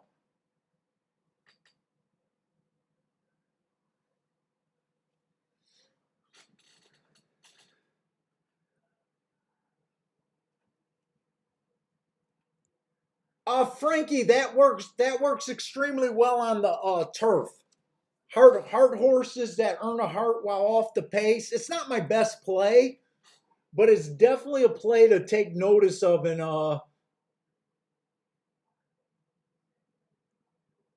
I notice it more on the turf. Is that next play? No, he earned his hearts on the lead. Oh, next race is just a 6 furlong sprint. Hey, what's up, Ryan?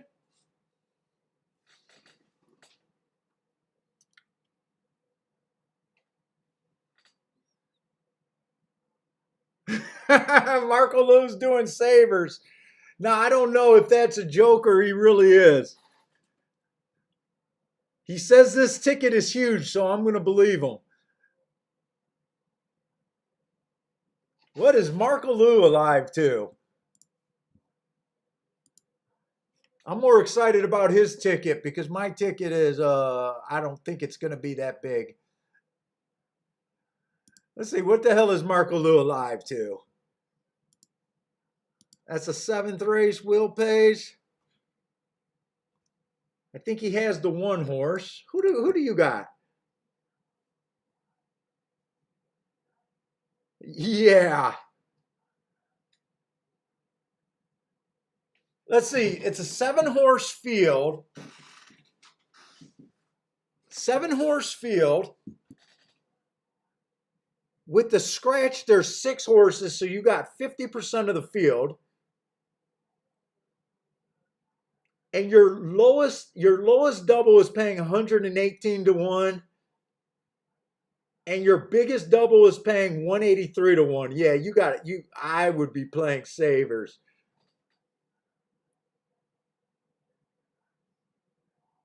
Oh yeah, Ryan, I'm keeping track of Woodbine. It's just a little too early in the meet. I haven't put it together yet, but I definitely am.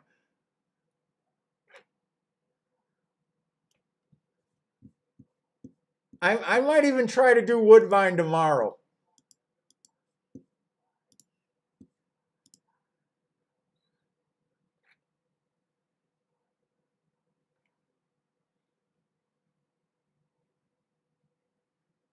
Ryan had to take a 3 week break from the ponies.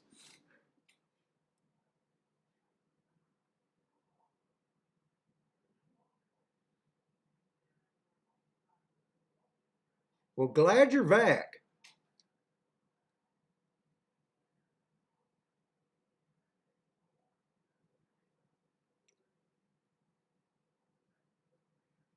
Yeah, I've heard Woodbine been huge.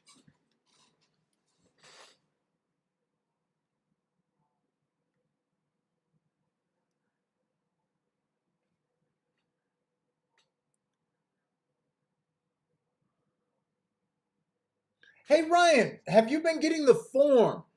Are all the horses off of long layoffs or are they shipping? My guess is most of the horses are coming off of super long layoffs and it'd be really hard to handicap right now.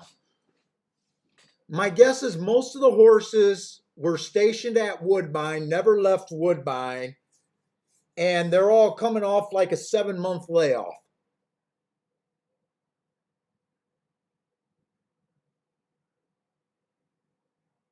Which means if I try to play tomorrow, it'll only be because it's a bias, or I might not be able to do Woodbine for tomorrow now that I'm thinking about it.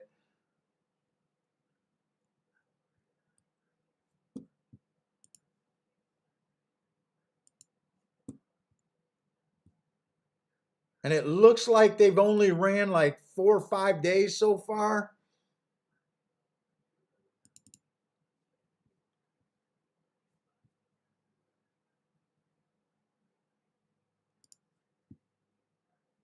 Yeah, I might not be able to do Woodbine now that I'm thinking it through. And they're probably doing mostly 6 furlong races because they tend to race them into shape there.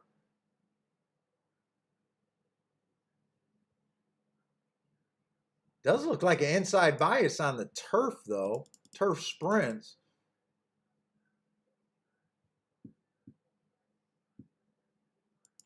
Yeah, I probably don't have enough data to start Woodbine.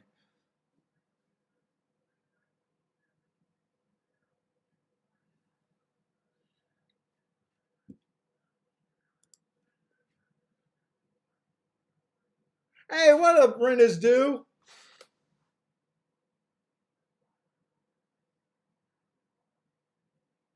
Hey, Brenners do. I didn't know I was going to be on either. I just came on at the last. I came on after the second race. I want to say. I got the card on Monday, but I thought it was Thursday's card. I didn't even realize it was Wednesday's card. And I was just super bored and wanted to not handicap alone today, so I jumped on. I was right about it was going to be brutal playing.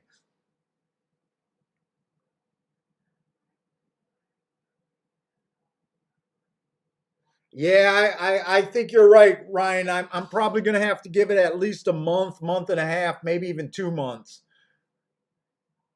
to get into Woodbine.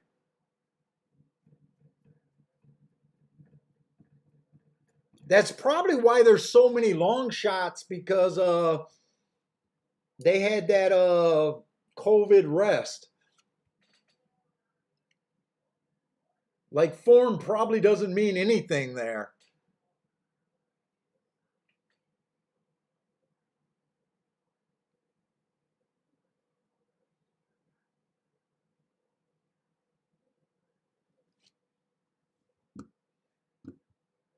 Let's see. I'm alive to just the 4 and the 8 here. I don't even know if these tickets are any good. I'm pretty sure to the 8 they're okay.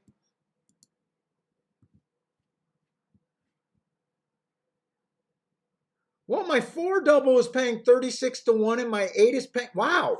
Okay, wait a minute.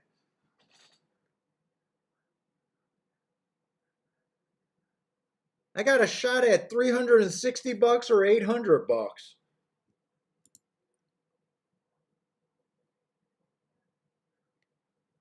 Rin is due. Marco Lou hit a 14 to 1 and he's alive to some nice tickets and a double. Marco Lou's been hot. I think he gave out 3 winners in a row.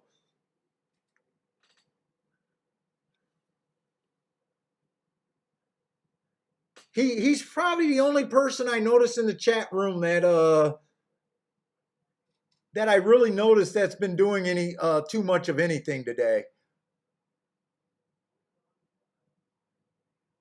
Mono's TV, I think he's alive in a pick 3. But yeah, Marco Lou is the house handicapper right now. He's the one that's killing it.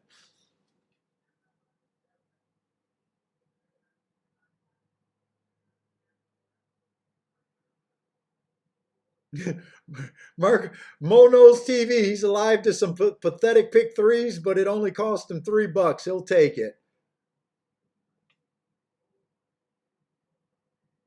Oh shit. What's up, C Money?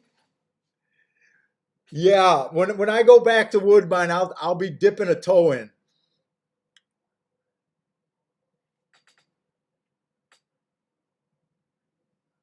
I'll be dipping a toe at Woodbine. I don't think I can do Woodbine tomorrow. It'll probably be Belmont if I pick up a second track, and I'll probably pick up a second track because we don't know how many scratches we're going to get on the card tomorrow. So I probably got to pick up a second track because I don't want to do 2 shows in a row where it's this slow.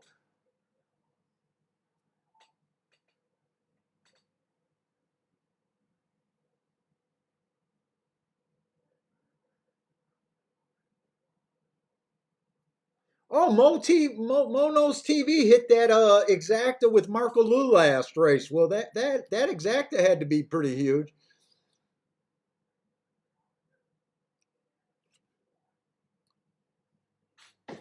Yeah, see, Money, we're in here doing the same thing as we always do.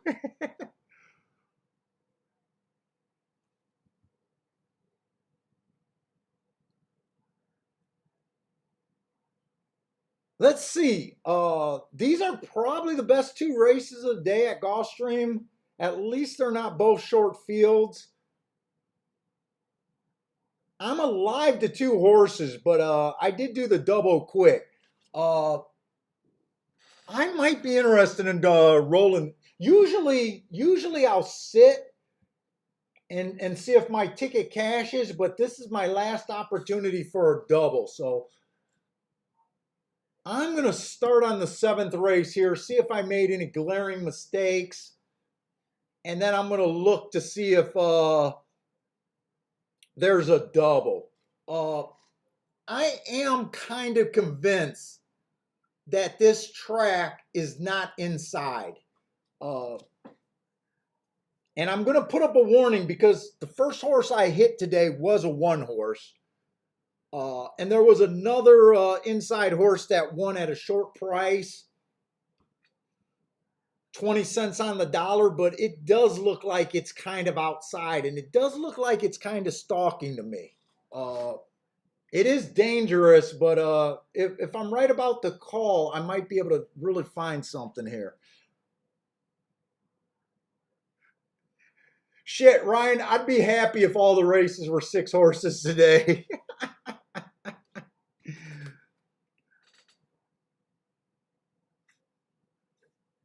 I'd be happy as hell. We've been after the 4 and 5 horse fields. This almost feels like a giant field.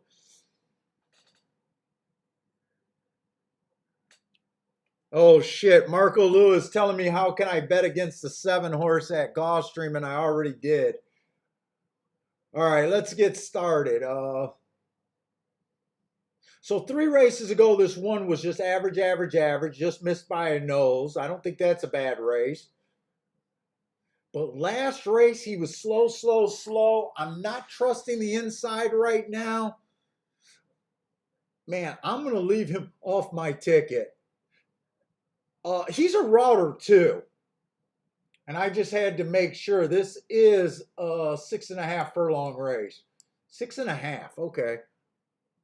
So the 2-horse, 4 races back, early pressing day, which he was on the slow side of things, ran a third. Three races ago, inside of the track was good. No, that's the race he ran the third.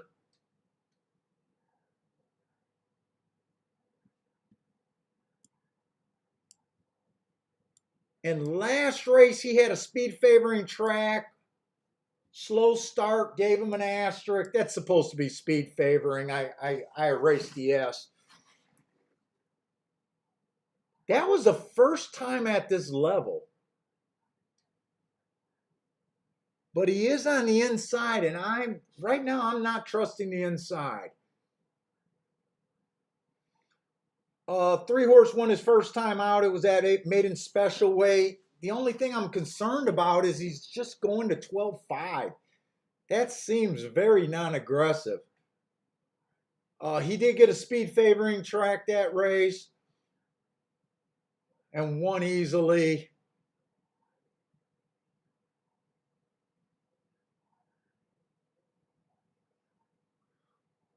I'm alive to the 4, and I mainly played the 4 just because of those hearts. But now that I'm looking at it, I guess I didn't realize this was a 6.5 furlong race. He earned those hearts at a mile, and I don't like him as much as I did when I made that double.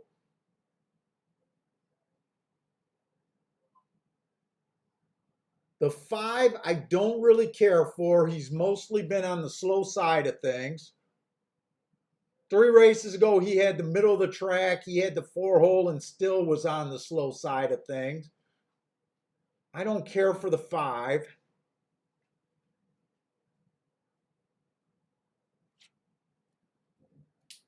Come here, big guy. I know I'm going to have to take you out pretty soon. You want me to whack on your kidneys while you're probably holding a bunch of piss? Let's see, the 6 just looks like a closer to me. He has had a bunch of excuses in his last 3 races. I don't think he's good enough. How's my boy? Okay, we're going to try to get you out, but let me see if I want to make a play here. The 7 won his first time out and won at a 50,000. I'm just questioning why these first time outs are, he hasn't raced for a year. Wait a minute. No. He hasn't raced since May 21st. Okay. He did have an inside track and he was the slowest winner. The horse that I was most excited about is this 8-horse. Stalking closing day, he went too fast to win. I like that race, last race. Let me take Bentley out before he decides to pee. Come on, Bentley, let's go outside real quick. You got to pee? Come on, wiggle, wiggle, wiggle. Go. I need you to be quick. You gonna be quick for me?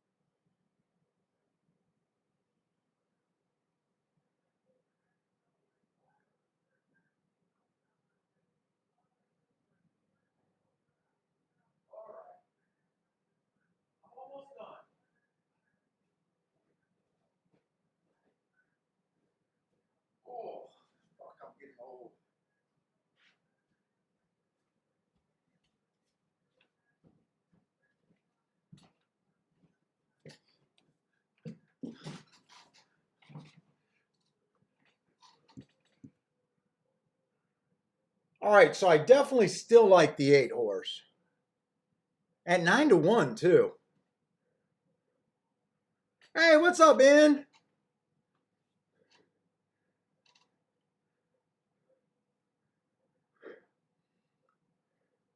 Yeah, Penley was doing the pee-pee dance.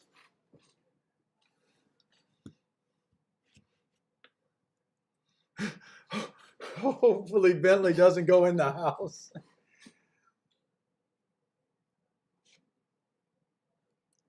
And Marco Lou's doubled. Is getting ready to go in the gate. So I definitely want to use the 8 some more, and I might even bet the 8 to win again.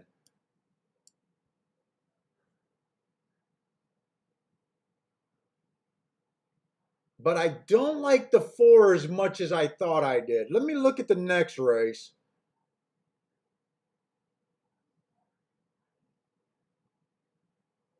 The last race, we got a maiden claiming 35,000, a mile on the dirt.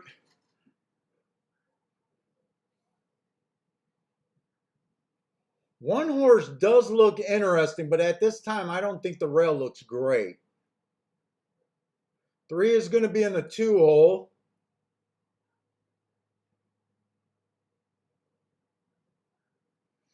I don't like the 5 at all. I definitely like the 6.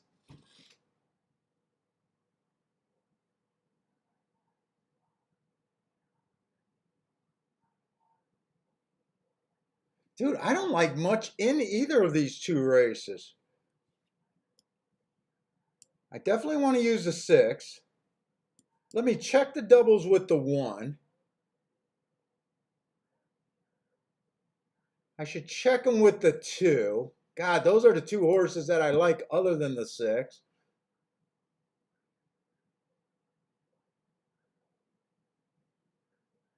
And I like this 10 a little bit at 30-1.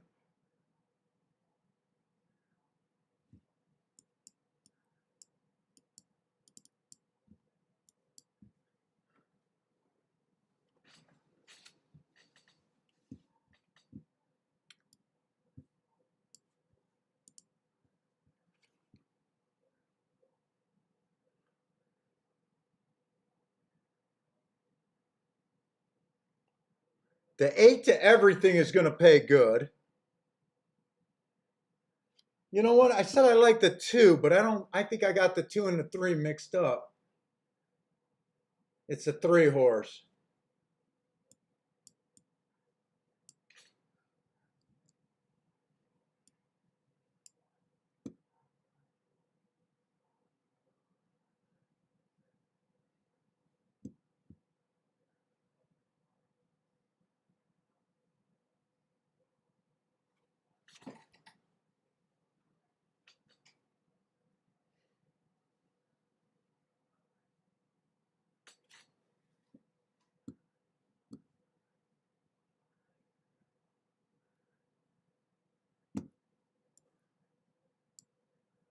Trying to watch Marco Lou's double here. Good luck, Marco Lou.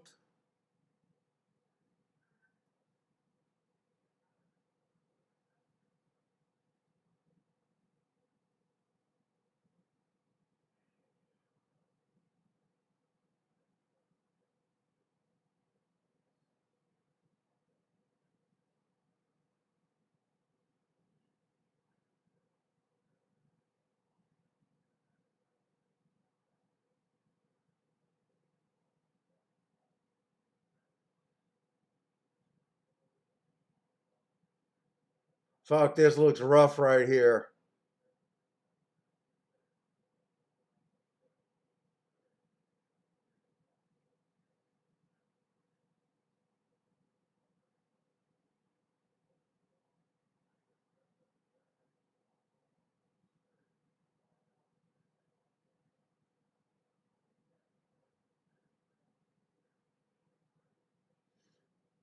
Oh, that 1's just too far back, and the 2's not giving up.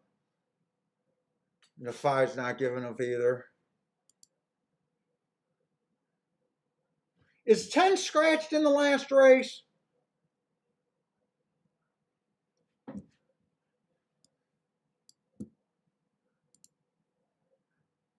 You're right, the 10 is scratched.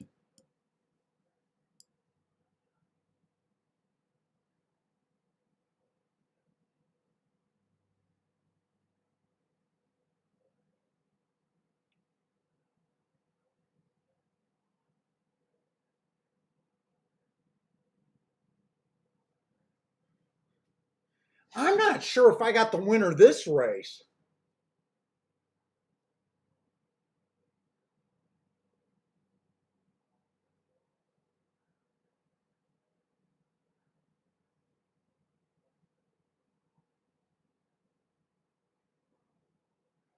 Let's see, 3 and 7 scares me this race.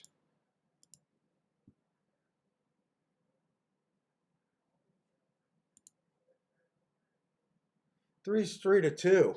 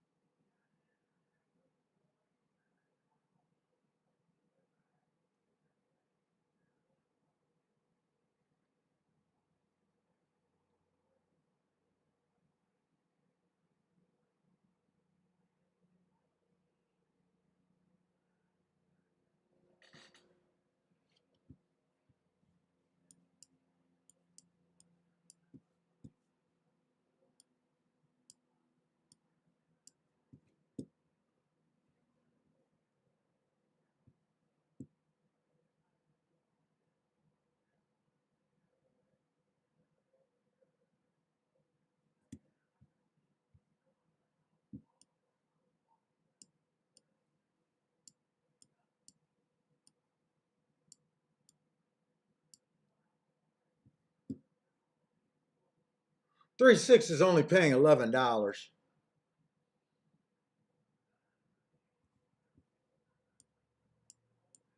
4, 7, and 8 single to the 6.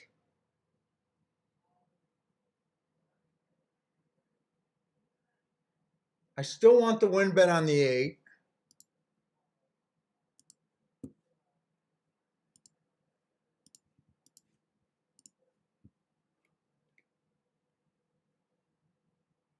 Well, 4, 7, and 8 to the 6, I got to do that double.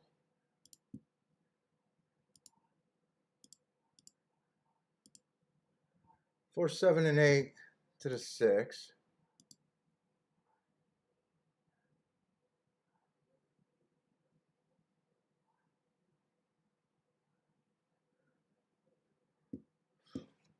There was one other horse in that last race. If it's outside the 9 horse,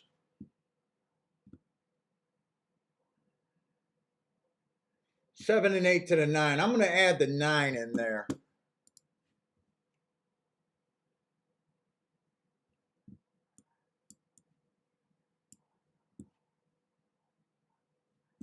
Eight and 7 to those horses.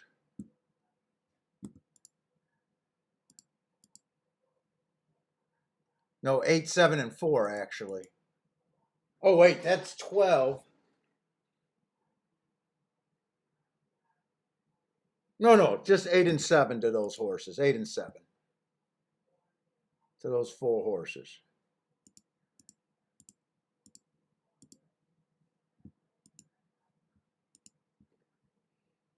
So 8 and 7 to the 6, 1, 3, 9.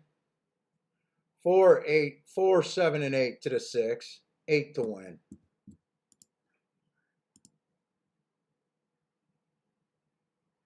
Hey, what's up, Joshua? Hey, Grandma Horse Racing, how's it going?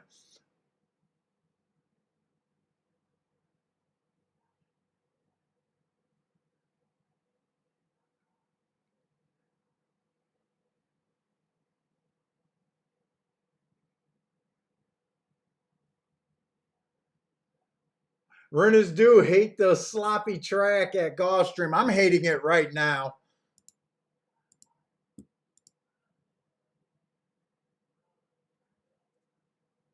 Let's see. So I need the 48 to cash here. 4 and 8 to cash. I don't need to write that down. I know that. I just got to beat this 3 horse. Come on, 8. 8's the one that that I really need.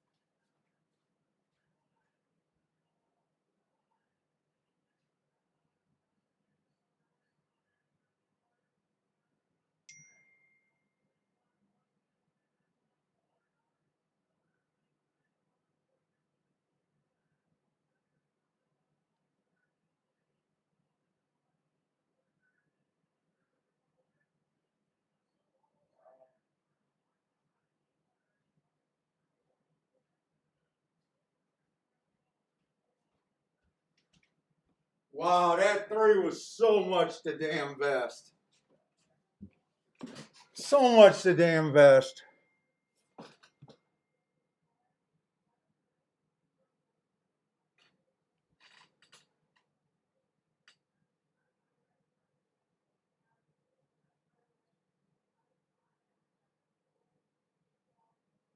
Oh, my wife texted me. She wants to go to Gulfstream Park.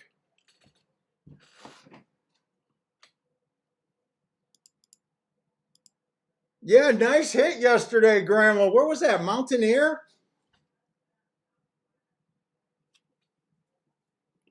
You hit almost a $200 double for a 200 to 1 double almost yesterday.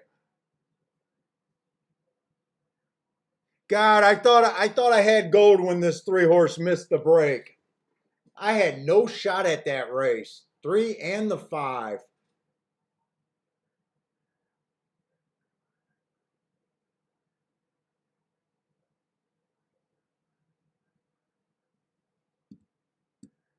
Oh, that was brutal.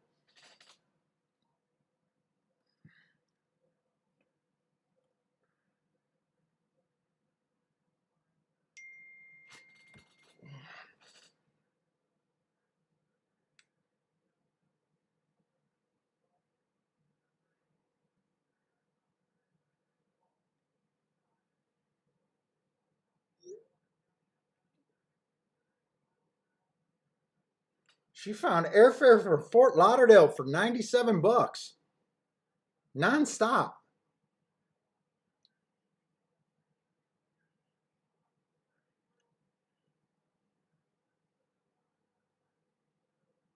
Michael Lester, you hit that exact over there. Oh, okay. We can probably get, yeah, we can go. Okay.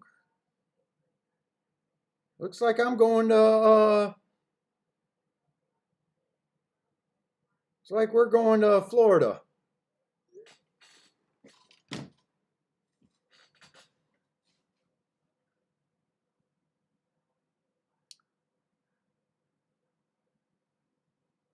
Four actually ran the best of all the horses I used. I had no shot in that race.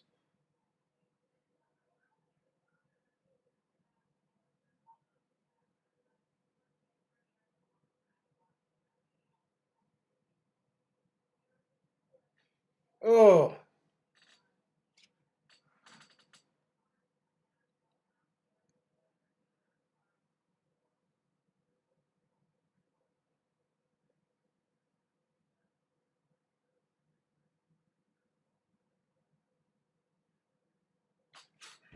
oh, let me see.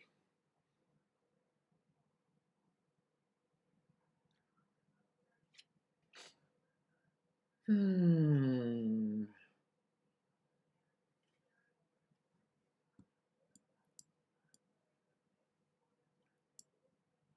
3 even missed a break in one.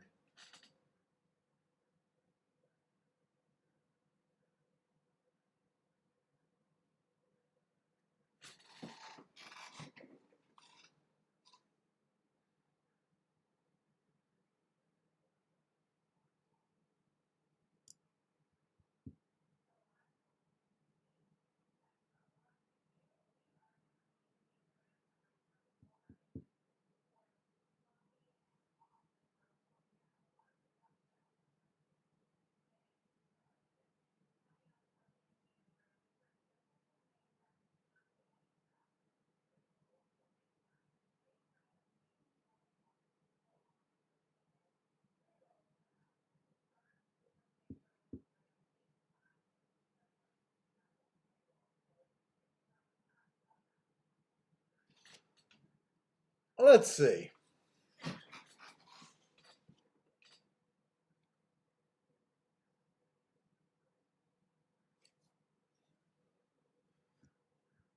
Let's see. No matter what, even when it's favoring outside,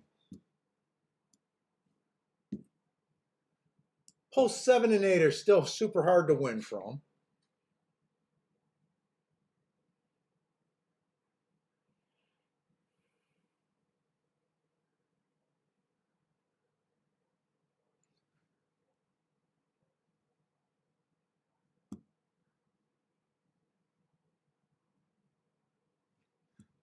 Wait a minute, 2 was scratched in that race, right?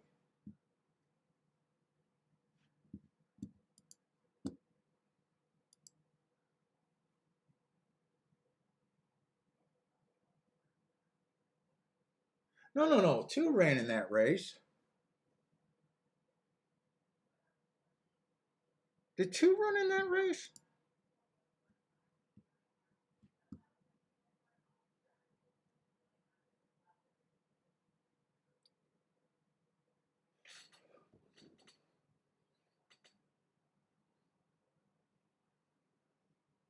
Let's see. I started looking outside because I didn't think the rail was any good.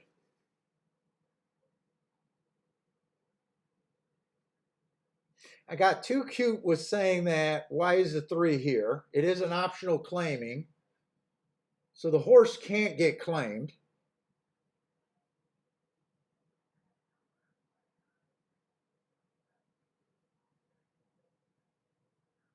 The 4, when I realized that he was mostly racing routes recently, I wasn't that interested in him.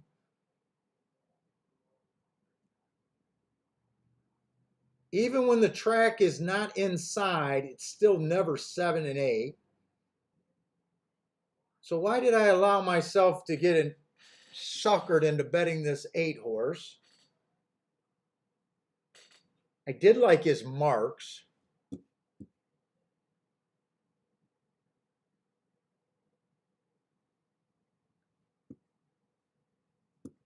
Is the track messing with me, or this? I think this was just a terrible job.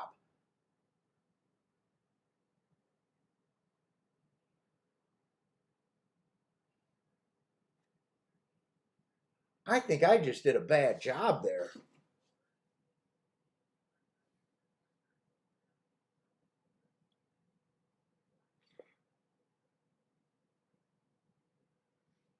I didn't like the 5, but when the 1 doesn't run, the 2 doesn't run.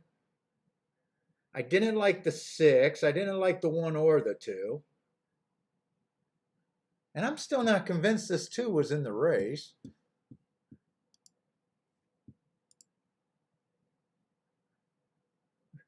Margalou's saying that the 2 ran. He ran so bad I didn't notice him. All right, thanks. So it's the 2 in the next race. I knew I scratched the 2.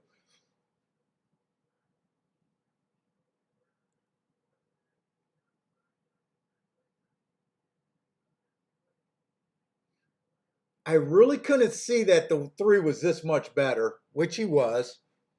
He's won. He's won first time out I made it special weight. I think I just did a shit job handicapping.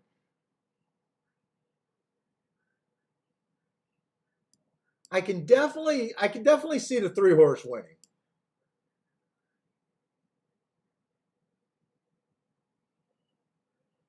If the 4 gets second or third, it's just because he stalks or closes into second or third. I realized that he was bad for my doubles. The 5 just stalked. The 5 didn't do anything. So this whole race, when the 8 and the 7 were nothing, and normally I just avoid post 7 and 8 like the plague. You know what? I'm just gonna be frank with myself. I just did a shit job handicapping here. And I paid for that shitty opinion.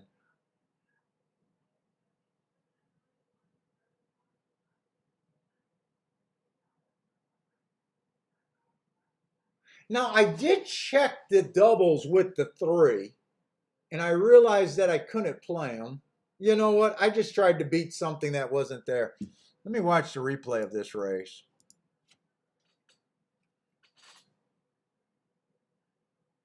So to me, the 5 just got second because he came out running by 4 lengths off the lead and he was better than everyone else. 8 tried to do it with the much the best horse.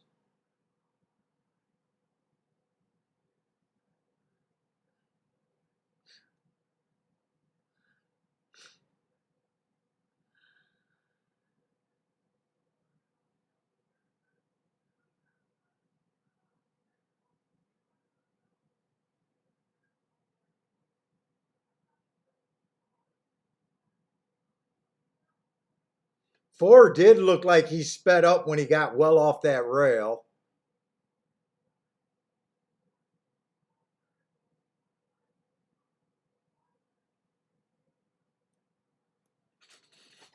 Boy, I don't know what I'm going to do in this last leg, but I will admit that I did a bad job there.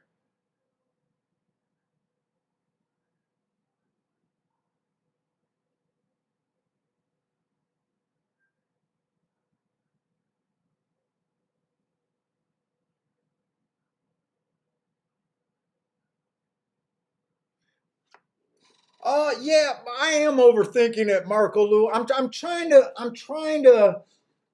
am interested in this last race. I'm interested in this last race, so I'm really trying to go over that last result. Because part of me needs to know if this rail's bad.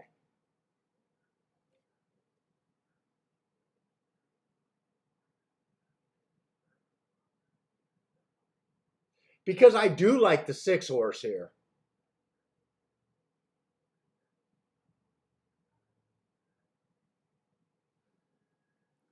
And I thought that if I stay on this 6, I can make a decent bet on him.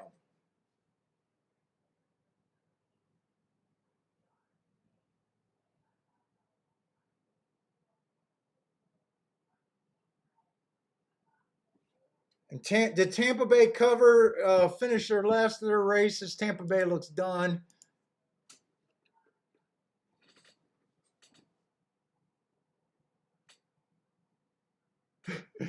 Yeah, Gregory, it's the horse's fault.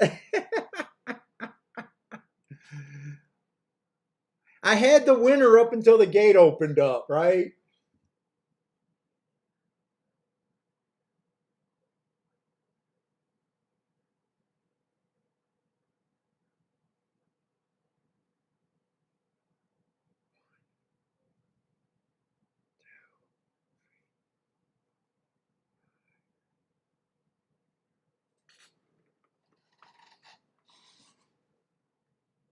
See, part of me wants to make a real bet on this 6 horse. I want to make a real bet on this 6 horse.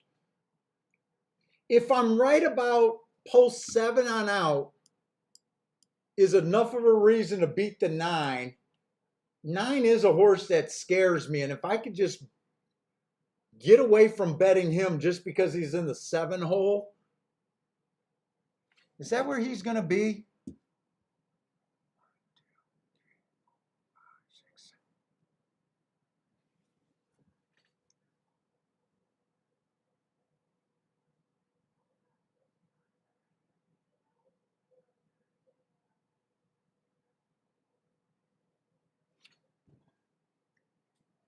Like right here, I want to bet the 6 to win and a 136 exacta box, I think.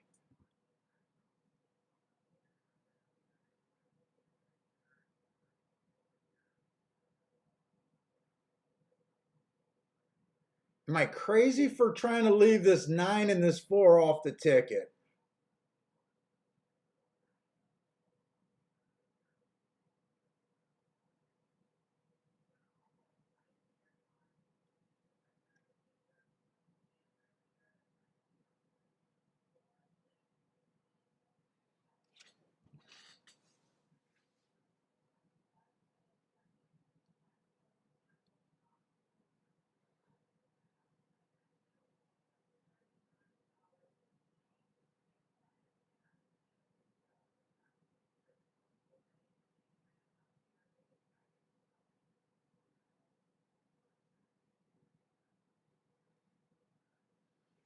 Yeah, I am overthinking it.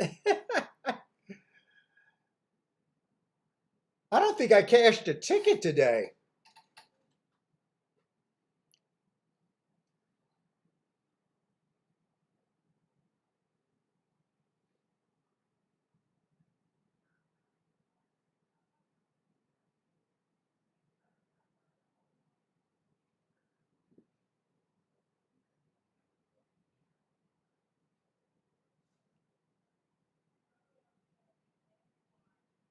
Hey, what's up, John?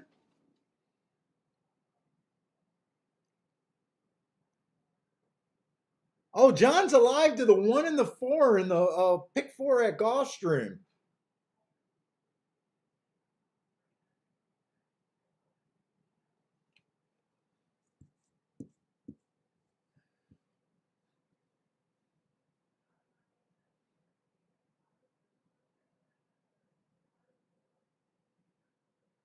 Let's see, Gregory's doing an 8-5 all in an exacta key box.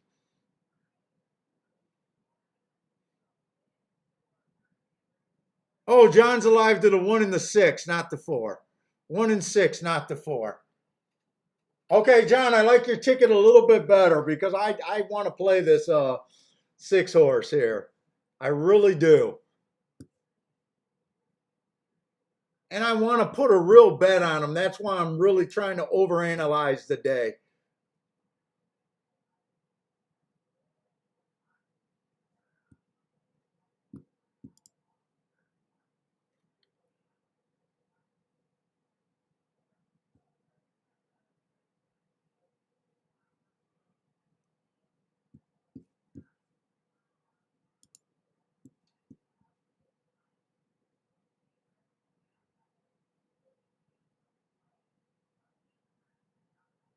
Oh, those pick 4s are have a lot to be desired, but good luck.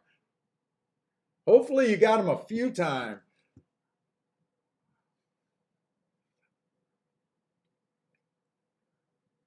Shit, the pick 5s have a lot to be desired, most of them.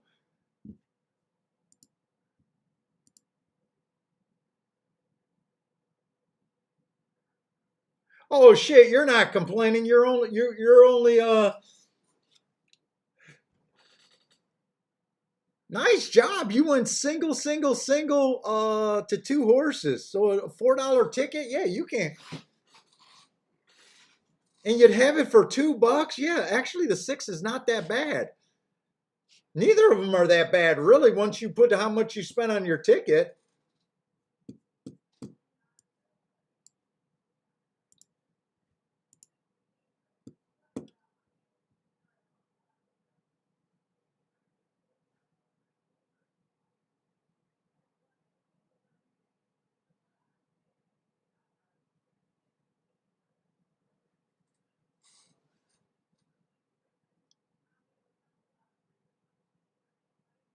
I need the 6 to stay at 9 to 2 or go up a little bit more.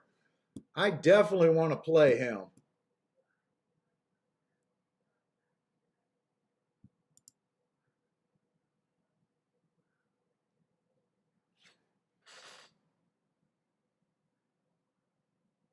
Marco Lou has the 4 singled here. Oh, am I missing something on this floor?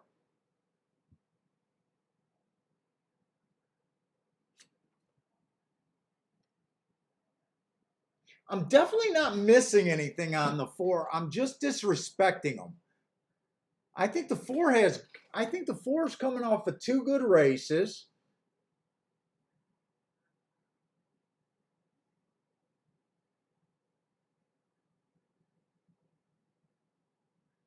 And two races ago, he ran against the bias.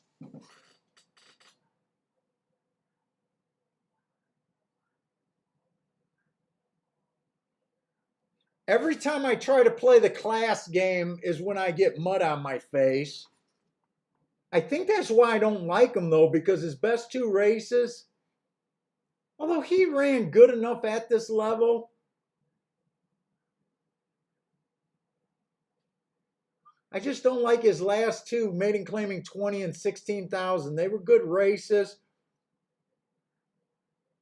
where you got the 3-horse drop, and I definitely am interested in the 3.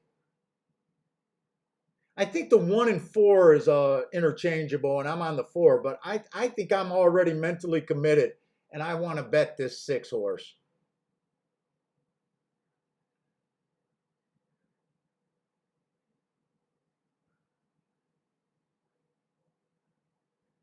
Yeah, when I was handicapping this race, I thought the 3 would be the favorite also. When I was looking ahead,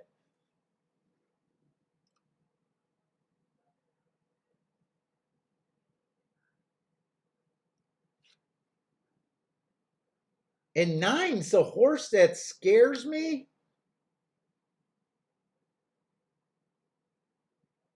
but I don't like the 7 hole, and it might just be because I'm pissed that I bet the 8 and the 7 last race at myself. It's either I make this bet on the 6-horse, or I just don't play at all and I accept the losses for today.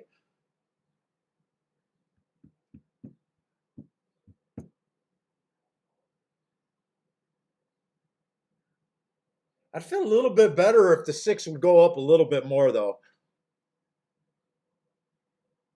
Frankie Tubbs likes the 569 over there at let's see, Frankie's 5-horse. I can't get to him, but he is lightly raced.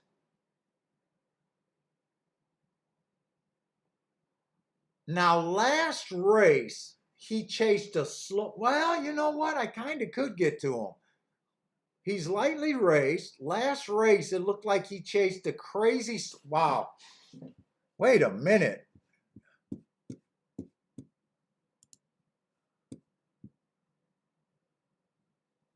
May 13th. I do want to look up that race.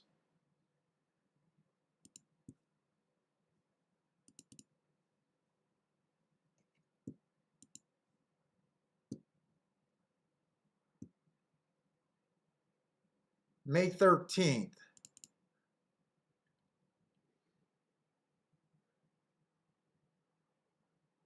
Wow.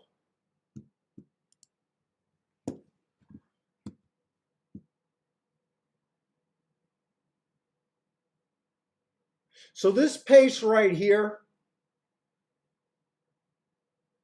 at first I threw the 5 out like nobody's business. I don't think you could throw the 5 out. I think the 5 makes sense, Frankie.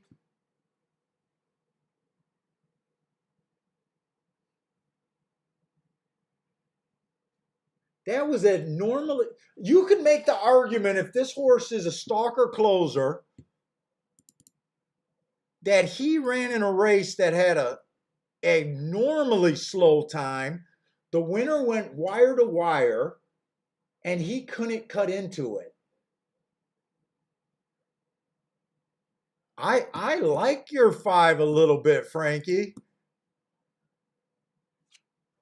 I almost think he should be more than 9-1 to take the risk, but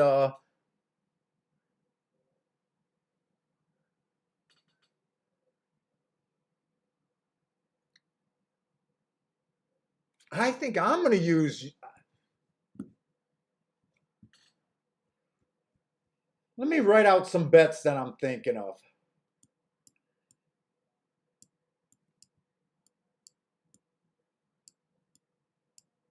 If I just key the 6 horse, I can't get this 6. I can't get away from this 6. Right now, instead of the 3 horse box,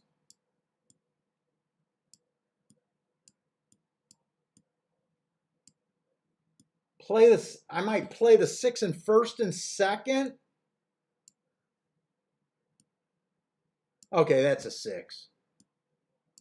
Let me look at these exactas here.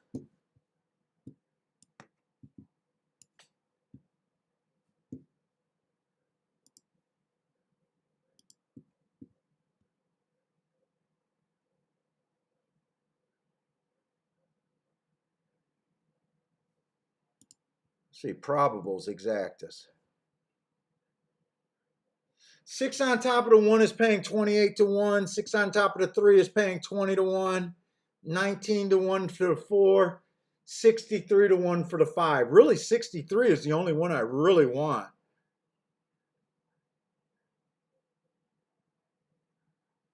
And those horses on top of the 6, the 1 is paying 32, the 3 is paying 20, the 4 is 16, the 5 is 96. I think I'm going to drop the 4 off of both tickets.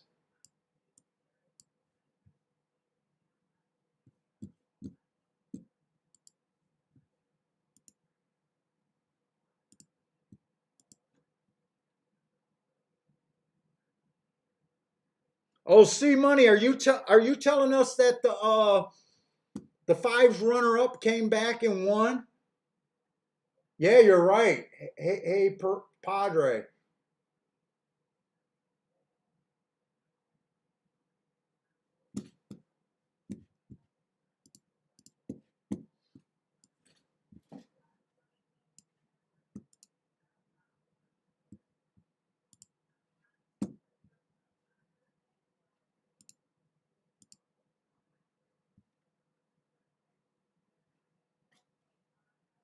Was he coming off of?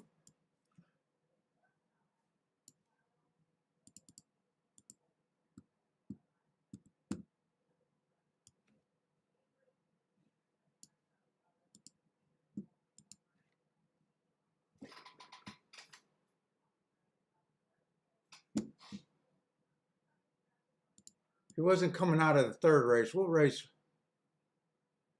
He's coming out of the first race.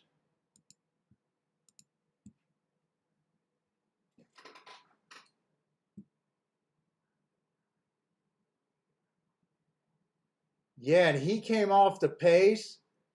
Couldn't cut into that slow pace.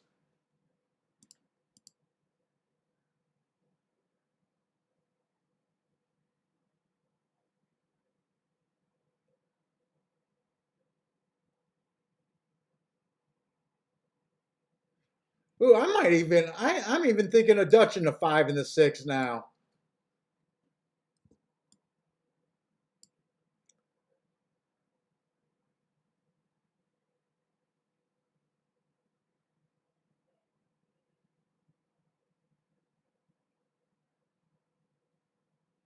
Marco Lou, yeah, you know what? I honestly, I don't, I don't believe in wet running. Uh, a lot of days that you have sloppy tracks, you get biases.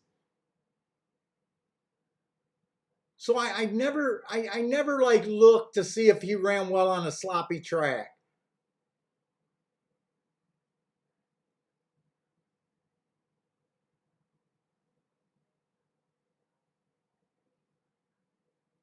It's just the thing that I really don't buy into.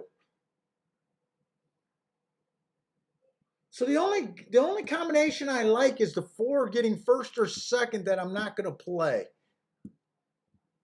I'm going to Dutch the 5 and the 6 here, but I am putting more money on the 6 6.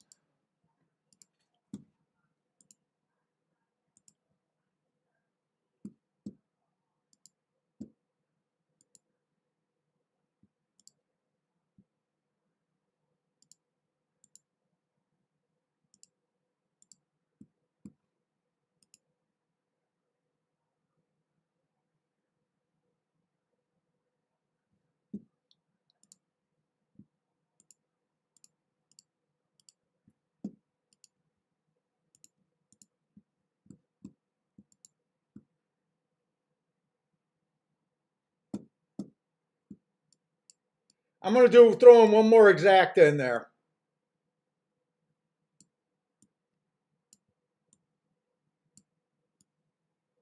563 in a box.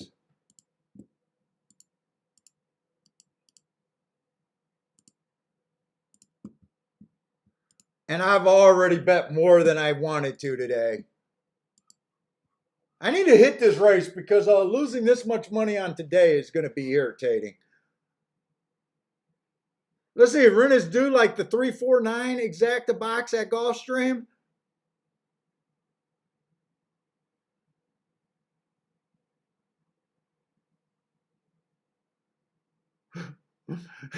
Rennes do say he's doing a big bet because he hasn't played earlier with us and he hasn't lost enough money yet.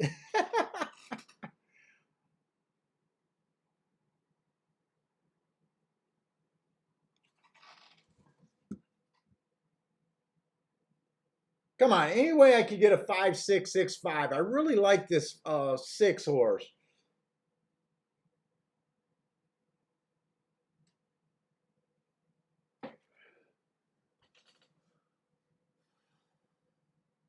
Joshua Kuhn went 6 to win here.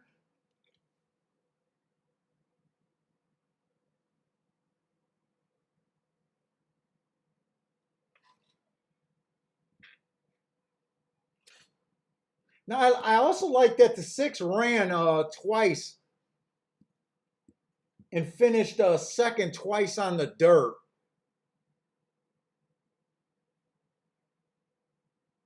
I think he got speed too.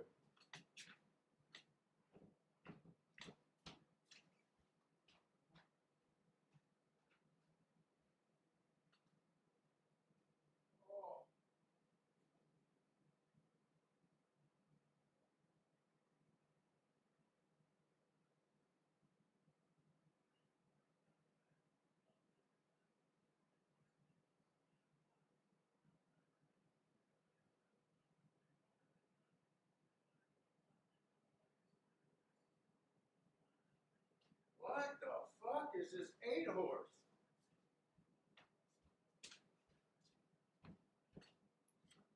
I don't recall talking about this 8 horse at all.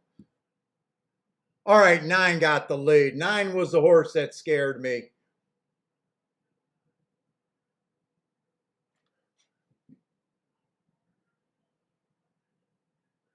Fuck, my 6 doesn't have nothing. Wait. I need a 5 like nobody's business or the 6 to scoot up that rail. I got nothing here.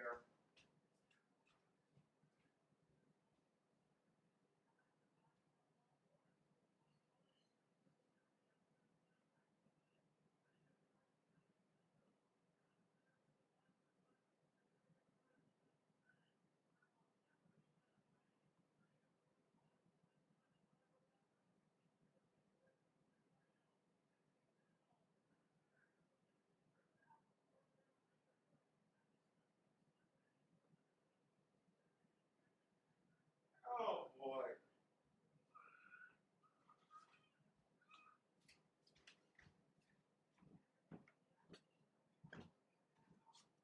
You mean the first exacta I was going to put in was the winning exacta, and I dug myself a deeper loser. All I was going to do was box the 1, 3, and 6. And then I did all of this. Whoa, today was a bad day for me.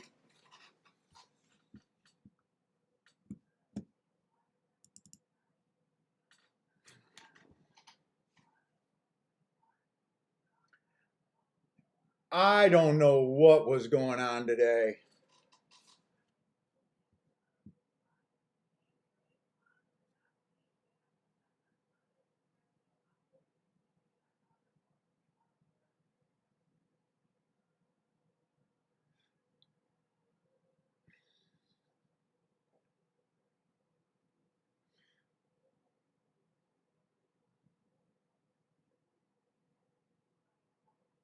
If I didn't add that 5, I still don't think I would have bet this right. I wanted to bet the 6.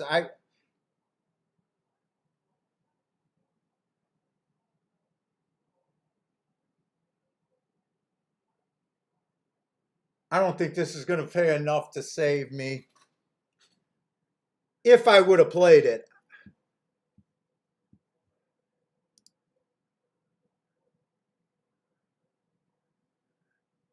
Yeah, dude, I just fucking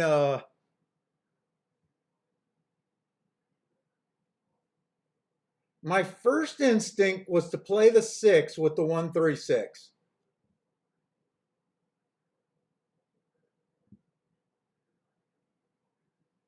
I'm blaming that one on Frankie Tubbs.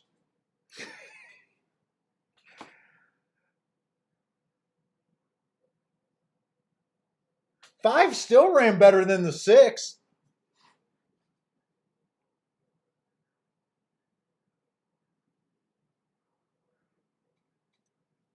Yeah, there's an objection, but it's going to be 3-1 or 1-3. Nothing's going to change there.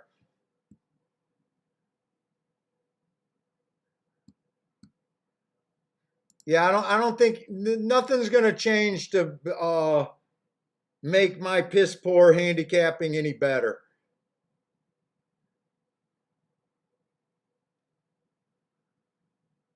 Oh, they were really bumping and rubbing there too on that turn.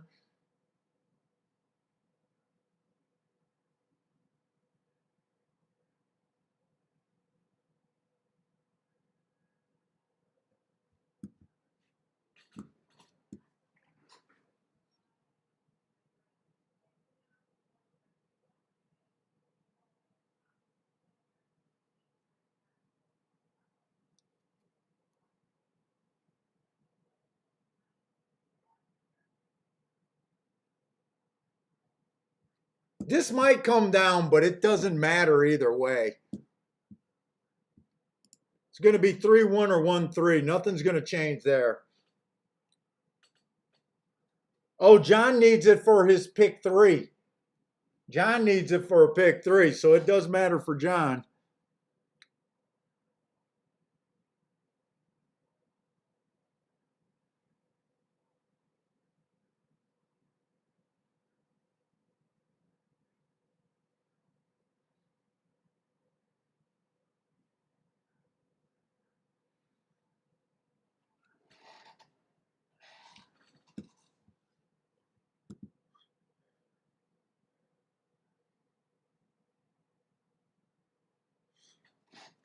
Let me look at this. We kind of all said that we thought the 3 was going to be the chalk here.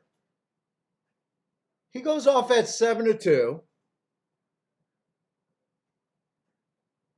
He was dropping. He earned some asterisks, and he went too fast to win 4 races ago.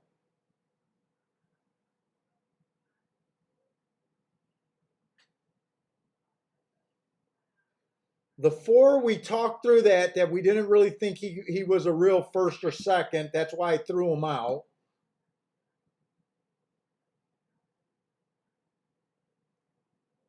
I overplayed the 6 horse. I overplayed the 6. The 5 had nothing to do with it.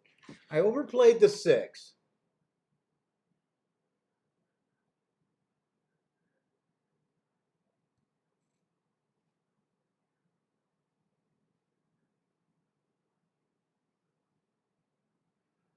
You know, my first thought was handicapping this race pretty good.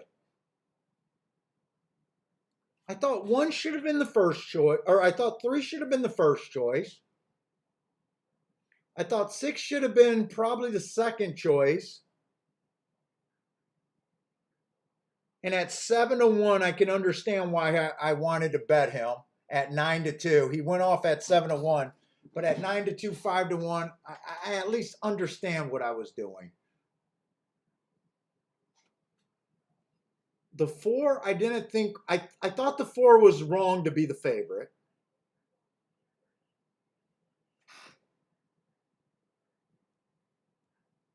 And then I brought the 5 back in the picture.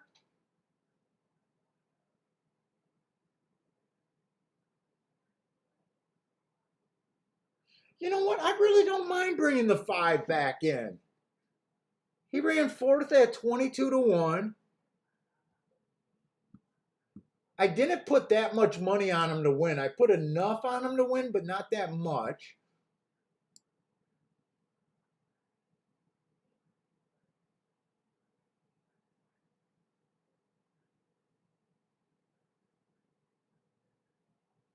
This ticket, I think I'm okay with wheeling the 6 first and second like I did, betting the 6 like I did.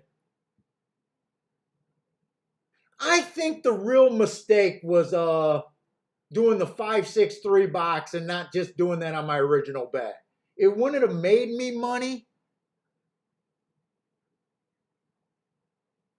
In fact, it might have gave, depending on what it paid, it might have gave me, no, it wouldn't even gave me a free pass. You know what? I don't mind doing that because I played for the horse with the bigger shot. I really like the 6 horse. I don't mind playing the amount of money that I did play on the 5. Yeah, it is what it is. I think I'm okay with that bet. I thought that bet was going to piss me off more, but when I walked through it, I do like that I threw the 4 off in first and second. So I played the ticket I liked. I played what I liked, and at 7 to 1. If I would have known this 6 was going off at 7 to 1, I would have done the same thing. The only thing I could have did was do like the saver box to 1, 1, 3, 6, but I would have just backdoored the comp. Yeah, that's all right.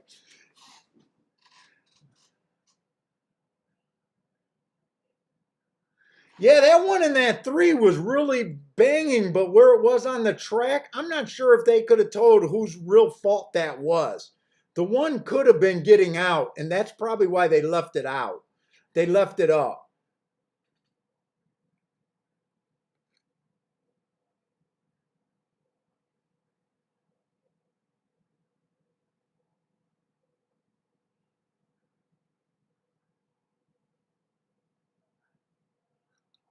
Yeah, sometimes you just get confused. I probably got even more confused than I needed to be. I think the biggest thing about today was a card that I should have never lost as much money as I did today. I think that's the worst thing because the card wasn't. We had all those 5-horse fields.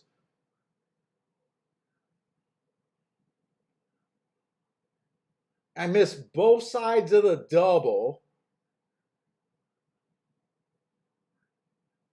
Yeah, hopefully tomorrow's a better day. But anyways, guys, yeah, maybe this wasn't the best spur of the moment show, but anyways, guys, thanks a lot for handicapping and hanging out with me today. Uh, hopefully, see you guys tomorrow. Hopefully, Gulfstream would be a little bit better tomorrow. I'm probably going to try to pick up another track to handicap tomorrow. Uh, I don't know. It'll probably be Belmont because I don't want to do Tampa Bay if they're only running one day. And I don't think I can do Woodbine. But I'm just hoping Gulfstream looks a lot better for tomorrow. But anyways, if you guys keep playing tonight, good luck. Hopefully you guys enjoyed the show. If not, hopefully tomorrow will be a much better show. But stay safe out there, guys, and hope to see you all tomorrow.